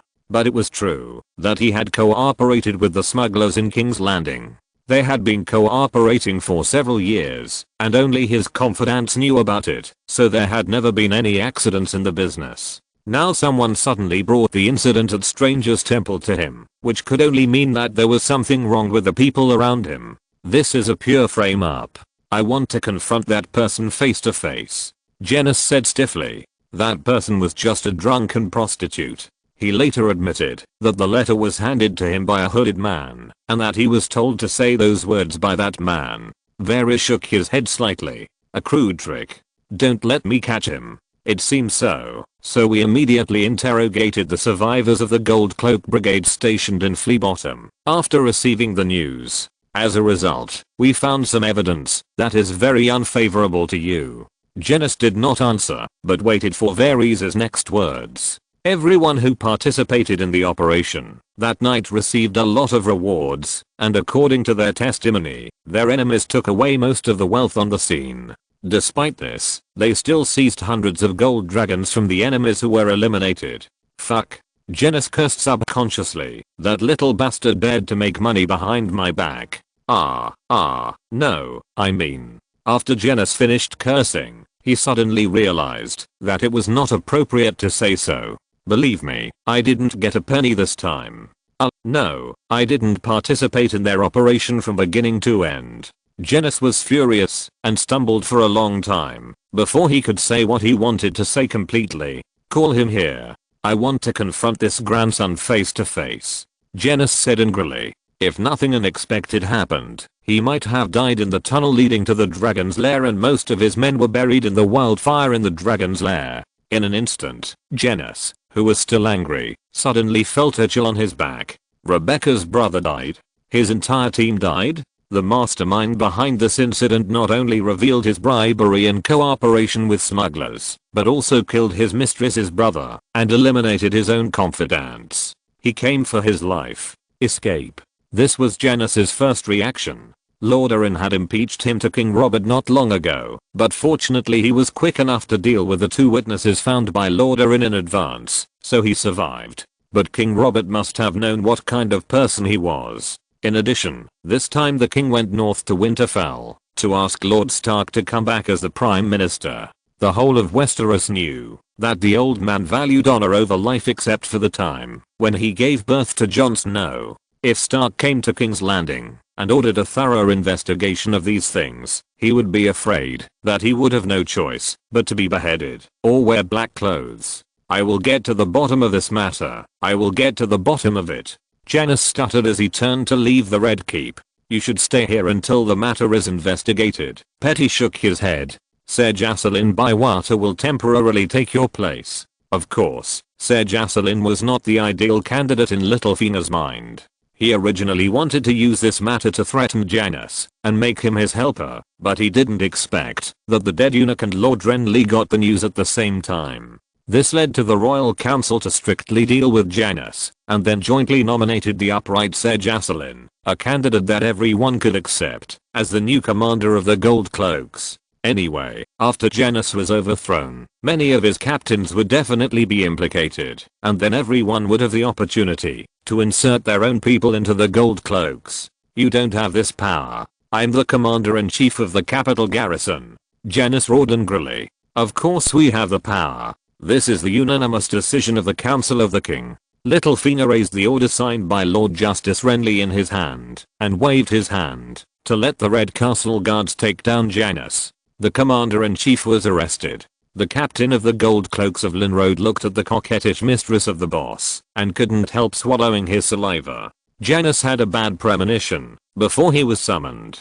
He told me that if anything happened to him, I should come to you. Rebecca said in panic. How do you know that he is in trouble? The guards of the Baratheon family and the Gold Cloaks under Jacelyn Bywater raided Janos's house. I heard from the maid who was driven out of the house that Jacelyn has become the new commander of the capital's garrison. They are looking for the stolen money that Janos has obtained through various corruption and abuse of power over the years. The captain of the Gold Cloaks of Linroad panicked all of a sudden. This matter was mainly caused by him. Okay, I got it. You go back and wait for the news. The man in the golden robe calmed down and prepared to get rid of the woman first. You want to escape, right? Rebecca asked in a low voice. You? The man in the golden robe subconsciously put his hand on the hilt of the sword. He had already had the intention to kill.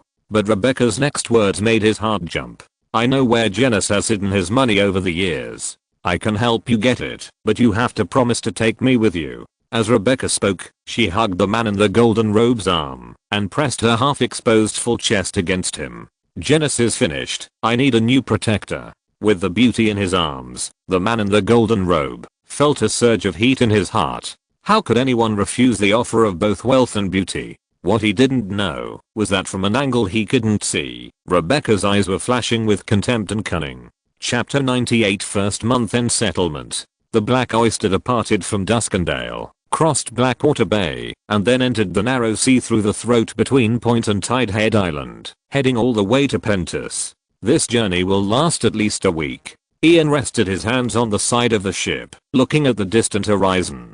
The setting sun hung low at the intersection of the sea and the sky, dyeing the seawater golden. The waves hit the merchant ship under Ian's feet, occasionally splashing some water, making him feel a little cool. This is a ship that can only sail on the river or the narrow sea. Its side is not high. If this ship is allowed to cross the Stepstone Islands and enter the summer sea, it may not go far before it is overturned by the storm that is much stronger than the narrow sea. Looking back at the brown castle high above Duskendale, Ian said goodbye to Westeros in his heart. He didn't know if he would return here one day after going to Essos, but if so, he guessed that it would probably be as a conqueror.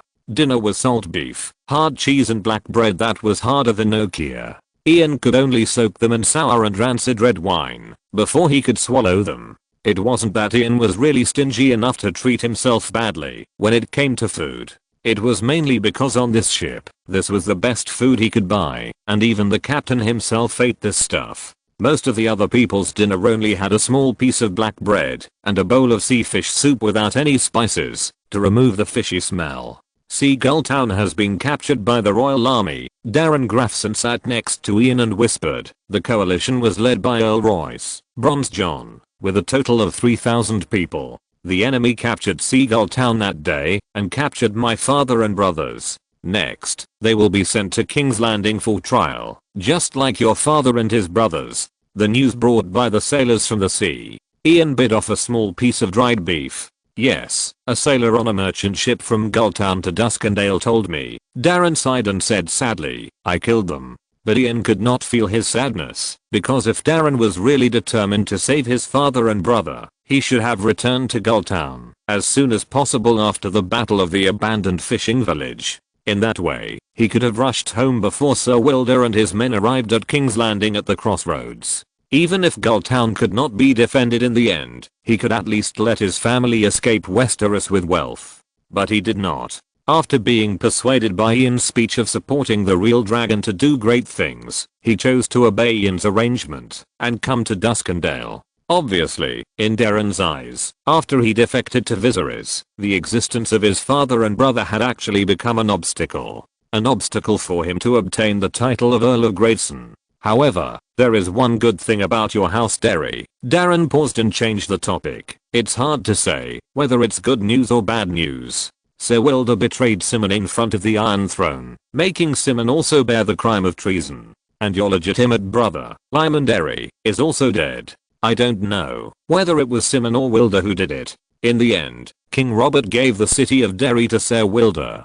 Darren observed Ian's reaction while speaking, and smiled slightly after finding that there was no sadness on Ian's face. In short, now we are the last blood descendants of each other's family. So we must unite even more. Ian followed his words. Yes, unity. Darren repeated Ian's words. You saved my life, and I will definitely treat you as my own brother in the future. You just killed your own brother. Ian couldn't help but complain in his heart. Darren finished speaking, and then pretended to ask casually, by the way, can you tell me what you have done in the past 10 days? I went to the north to complete some cooperation, and got a small amount of money, about 30 gold dragons. As for what I did, it involves other people's secrets. Ian could of course choose not to explain to Darren, but he had to make up this question, because when they arrived in Pentos, Illyrio would definitely ask it again. After all, they took so long to go to Pentos after the battle of the abandoned fishing village, and there needed to be an explanation for the time difference. Darren didn't ask any more questions after hearing this. After eating the rest of the food, he said goodbye to Ian, and returned to the cabin. After dinner, Ian and everyone else entered the cabin. The environment here was quite bad.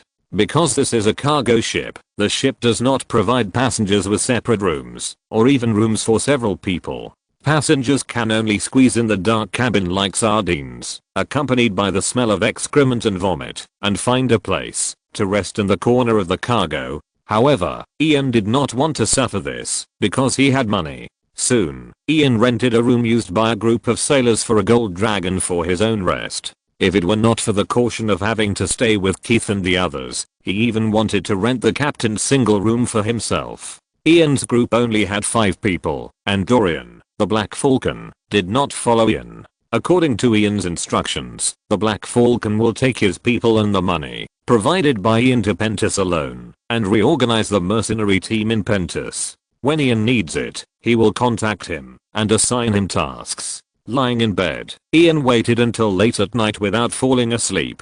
Because this is a time for the first month of the game, he needs to know where his 26 points will rank among the players. Time soon came to 12 o'clock in the morning, and the auxiliary system sounded a prompt on time. 30th day settlement report. Current number of remaining players.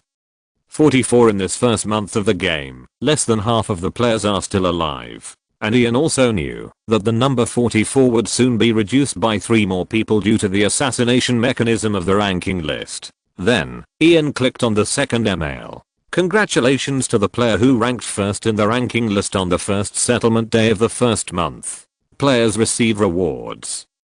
5 points, 888 gold dragons, and 2, in the region, self-selected A-level NPCs hub. Seeing this, Ian breathed a sigh of relief. Fortunately, he killed a gold-robed player before leaving Junlin, and recovered a lot of blood and points. Otherwise, after purchasing Blessing of the Supreme Shepherd and expanding his backpack, the remaining points would not be able to get first place, but even in the top 3. Overall, Ian was still very satisfied with this reward. If he could keep getting 888 gold dragons every month, it would be a good income even for him now. And it also gave 5 points and 2 A-level NPCs that sold for 10 points each in the system mall. The increase in the number of absolutely loyal religious dead men under his command, even if their strength is only A-level, will significantly increase the freedom of Ian's deployment plan. Chapter 99, Journey to Pentus. After clicking to receive the reward in the email, Ian drew 3 A-level optional data cards. Senior Mercenary Knight, Strength 24 to 30, Agility 21 to 27, Spirit 0 to 6 skills, Advanced Swordsmanship, Intermediate Horsemanship, Intermediate Lance, Random other skills assets. Knight's Longsword, full set of chainmail, Warhorse, Unsullied, Strength 24 to 27, Agility 27 to 33, Spirit 0 to 6 skills, Intermediate Swordsmanship, Advanced Lance, Intermediate Throwing Special Ability, Fearless, Not Afraid of Any Pain, Equipment. Leather Armor, Combat Spear, Phalanx Lance, Throwing Spear, Leather Round Shield, Tiger Robe Slave Cavalry, Strength 26 to 30, Agility 23 to 26, Spirit 0 to 6 skills, Advanced Swordsmanship, Intermediate Horsemanship, Intermediate Hammer, Random other skills assets. Armed Sword, Morningstar Hammer, full set of scale armor, Warhorse. Perhaps because Ian was sailing on the narrow sea at the moment, right between Westeros and Essos, these 3 options came from 2 continents. After reading the 3 pieces of information, Ian analyzed them. The first one was a senior mercenary knight, nothing to say, just average, slightly lower than Ian's current theoretical combat power, about the same as the strength of the traitor Sir Grantham, so he could be used as a backup. The second one was the famous Unsullied, a castrated slave soldier from Astapa. Their power was weak on the board, and even their upper limit was slightly higher than the lower limit of the Tiger Cavalry, but this could not be blamed on them. After all, they had no testicles and their hormone levels could not be raised, which could not be compensated by acquired training. However, the Unsullied did have a bright spot, which was the special ability called Fearlessness. Ian knew where this ability came from. Since the day of castration, the Unsullied of Astapa had been drinking the brew of courage made of belladonna, bloodfly larvae, black lotus roots and other secret recipes at every meal, day after day, year after year, until their senses become numb. They fight fearlessly, and are not afraid of any torture. This special ability is undoubtedly a super buff for a complete army, because the characteristic of an army that never collapses under adversity is enough to give the commander enough time to find opportunities to reverse the situation. But just as Astapa never sells the Unsullied individually, but must sell them in hundreds and thousands, this special ability is not very meaningful for individuals. After all, if someone cuts you with a sword, even if you don't feel pain, you will die. As for whether to collapse or not, Ian can get to NPCs this time, and they are not qualified for collapse. Therefore, Ian directly ruled out the option of the Unsullied. Then there are the Tigercloak's slave cavalry. To be honest, Ian thinks the word slave in its name is really redundant. The Tigercloaks of Volantis are a slave organization, and there is no need to emphasize it. The name of the Tigercloak's slave cavalry sounds as redundant as the Unsullied slave lancers. However, perhaps the planners considered that the Tigercloaks were not as famous as the Unsullied, so they gave it a more complete label. Looking at these data cards, Ian was entangled. From the layout, the Tigercloak's cavalry has an advantage over the Hedge Knights. This advantage is certainly not the difference of 1 or 2 points in strength, but the advantage of the Morningstar Hammer over the Lance. For Ian at this stage, the Lance is indeed a very useless skill, because they will hardly encounter the opportunity to use it. In comparison, the hammer is much more valuable in street fighting. But considering the role he is currently playing, Ian finally decided to choose the Hedge Knight, because this is in line with Ian Rivers' setting. A bastard of the Derry family summoned several knights from Westeros to Pentus to swear allegiance to the real king. What a normal story. A bastard of the Derry family summoned 2 tiger cloaks to Pentus. What the hell is this? If there are 2 more Volantis who can't speak the common language around him, he will have to make up another story. When facing a smart man like Illyrio, Ian doesn't want to have such a branch. So, Ian clicked on the senior Hedge Knight twice, and selected his reward. Soon the system message popped up, indicating that his reward was on the way to Pentus, and they would be waiting for him at the port of Pentus. At the same time, the profile cards of 2 new NPCs also appeared in Ian's database. Duncan, Strength 30, Agility 27, Spirit 2 skills, Advanced Swordsmanship, Intermediate Horsemanship, Intermediate Lance, Basic Reading and Writing of Common Language. Mundo, Strength 26, Agility 25, Spirit 2 skills, Advanced Swordsmanship, Intermediate Horsemanship, Intermediate Lance, Intermediate Archery, Basic Reading and Writing of Common Language. Good luck. Ian was very satisfied with the result. One has no extra random skills but full attributes, and the other has average attributes, but intermediate archery skills. Overall, they are quite good. In the 2 days after leaving Duskdale City, Eluoa gradually recovered his health, which made Ian feel relieved. This not only means that his 20 points have not been wasted, but also means that compared with other players who dare not try easily, he has one more piece of information: the magic medicine in the 2nd level mall is not a spoof Easter egg. With Eluoa's recovery, Ian's suspended training was put back on the agenda. Since Ian and others were basically in a state of having nothing to do on the ship, his training schedule changed from 2 hours before bedtime to full time. In this way, Ian's progress in relearning basic skills has become visibly faster. Since Ian himself has the memory blessing of advanced swordsmanship, he only took 4 days to complete the entire process of basic training. This made him feel that he had gained a lot. Time came to the last day of the voyage. According to Eluoa's arrangement, Ian would use a blunt sword to conduct actual combat training with him without holding back. During the training, Eluoa felt Ian's strong desire to become stronger, so he really followed Ian's orders and didn't hold back. He used a blunt sword to knock Ian all over his body with minor injuries. If the two were fighting with real swords, Ian would probably have died no less than 100 times. It was not until the old captain shouted for dinner that Ian escaped from today's torture. But he knew that this was just the beginning. If he wanted to convert the layout data into strength, this was a necessary process. "What are we having for dinner tonight?" Ian asked aloud as he looked at the old captain who came to him. "Of course it's fish soup. What else can I have?" The old captain looked weird. "Let the White Walkers take all the fish away." Ian's mentality collapsed.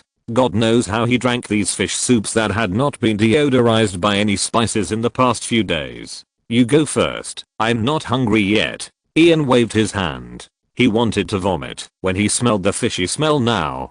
"Don't worry, sir. We will arrive in Pentus at the latest tomorrow morning, and you can freely taste any food you can afford at that time." Chapter 100 Pentus. At the dawn of a new day, the ship Ian was on finally saw the coast of Pentus.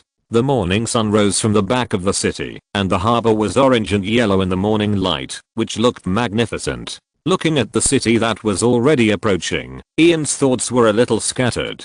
Pentus is one of the 9 free trade cities. It is located in the west of Essos, across the narrow sea from Westeros, and is the free trade city closest to King's Landing. It is the most densely populated city among the 9 free trade cities. It has maritime trade with the 7 kingdoms and the coast of the Jade Sea. It can also trade with Faunus, Cotter and even the distant Vise Dothrek by land. To the east of the city is a vast plain with great potential for farming. The point is that after Pentus was defeated by the Bravos about 90 years ago, it signed a peace agreement stipulating that the Pentus could not have more than 20 warships, hire mercenaries or have an army beyond the city guard. So this city with huge walls is actually quite vulnerable. Wait. Ian suddenly slapped his head. What the hell am I thinking? I only have less than 10 swords in my hand, and I'm thinking about taking the city? Aren't you afraid of hurting your balls with such a big step? Shaking his head, Ian brought his thoughts back to the present. "Darren," Ian told his plan to the second son of Earl Grafson beside him, "you should know the location of Governor Illyrio's mansion, right? We will go directly to him after we get off the boat."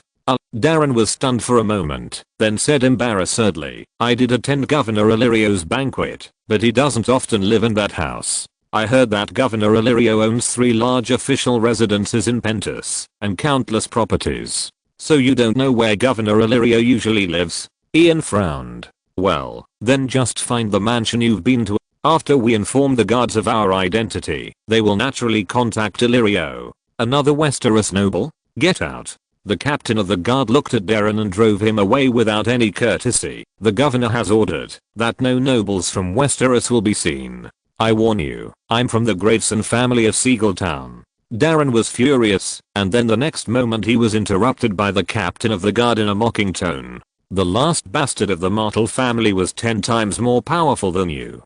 And the knight of the mutant family, but the governor checked and found that they were all fakes. Get out of here. Don't force us to fight. I know Governor Illyrio. If the governor knew that you were so rude to me, he would. Darren pointed his finger at the guard's nose. Are you going to get out or not? The captain of the guard said, waving his hand, asking the Unsullied around him to put their spears forward. The other party's action scared Darren so much that he quickly stepped back several steps and bumped into Ian. Of course, Ian would not continue to offend this whole team of Unsullied guards here, so he turned around and left here, walking to the street next to him. Darren was embarrassed for a moment and could only quickly catch up with Ian. Ian, listen to me. After stopping in an empty corner, Darren smiled and said he had patted his chest and promised Ian that he was a guest of Governor Illyrio, but he was expelled from a random mansion here. He felt that he had lost face. Ian listened to Darren's explanation patiently. He certainly knew that the current situation was not Darren's fault. It was reasonable that Darren would directly find the residents of Illyrio to show his identity, and the housekeeper of the residence would naturally inform Illyrio, and then Illyrio would meet him soon. This was a matter of course. Who would have thought that so many fake Westeros nobles would appear in recent times? Needless to say, those fakes must be those players who racked their brains to get in front of Daenerys. Unexpectedly, Illyrio's intelligence network on the other side of the narrow sea, actually Varys, was so developed that they were exposed one by one. This also caused Illyrio to lose patience with the so-called Westeros nobles. Ian and his men couldn't even get past the gate guards. You know Governor Illyrio, right? Ian asked after Darren finished. Of course, we've met several times. Pentis is an important stop on our route. Yes, Illyrio knows me. Darren thought of something and quickly made up for himself. As long as we meet Illyrio in person, he will naturally confirm my identity. At that time, I will definitely let these ungrateful people. The question is, how do we meet Illyrio in person? Ian interrupted Darren. He didn't have an idea for the time being. If we knew where Illyrio lived, we could block the door, but Illyrio had hundreds of properties in Pentis. This was really disgusting. Darren was embarrassed again. He turned his head to one side and avoided Ian's gaze. After a few minutes, Ian spoke again. You have attended Governor Illyrio's Chamber of Commerce banquet before, right? So is it possible for us to get an invitation to the banquet and go to him when he holds a related banquet next time? Yes. Darren was reminded. Illyrio will convene his Chamber of Commerce members and merchants who want to cooperate with him to hold a banquet in the middle of each month. But Darren's voice became smaller again. Applying for the qualification to attend the banquet requires review of qualifications. If my ship is still there, it will be no problem to get the qualification. You can't get the qualification now. I'm not a member of Illyrio's Chamber of Commerce. My wealth is not up to standard. I used to apply for each banquet on my own, but now I don't have a ship. What is the minimum application requirement for attending the banquet? Ian thought for a while and asked. 3 merchant ships that can sail in the narrow sea, or a large ocean-going sailing ship that can sail in the summer sea and the trembling sea. Damn it. Ian, who was originally thinking about whether it was possible to use the wealth in his hands to purchase something that met the application requirements, suddenly felt bad. Ships are the most expensive things in this era. A merchant ship that can cross the narrow sea costs at least a few hundred gold dragons, while a large ocean-going sailing ship can easily cost thousands of gold dragons, and the best ships can even reach several thousand gold dragons. For example, in the original book, Governor Illyrio's 3 ocean-going ships that were confiscated by Dragon Mother in Slaves Bay and could go to the ceremonial land. According to the valuation of the slave owners in Astapa, those 3 ships could be exchanged for 1,000 Unsullied. Ian only has more than 6,000 gold dragons in his hands, and he doesn't intend to use half of them to buy a ship. Not to mention the problem of waste of resources, as Ian Rivers, he can't explain the source of this wealth. By the way, Darren suddenly interrupted Ian's thinking. I have some friends in the Chamber of Commerce in Pentus, maybe we can ask them for help. P.S. There is another chapter, to be released in the evening. End of this chapter. Thank you very much for reaching the end. Don't forget to like. Looking for more exclusive content and immediate access? Subscribe to our Patreon. Remember, every like, subscription, or donation encourages us to continue. Thanks to everyone. See you in the next video.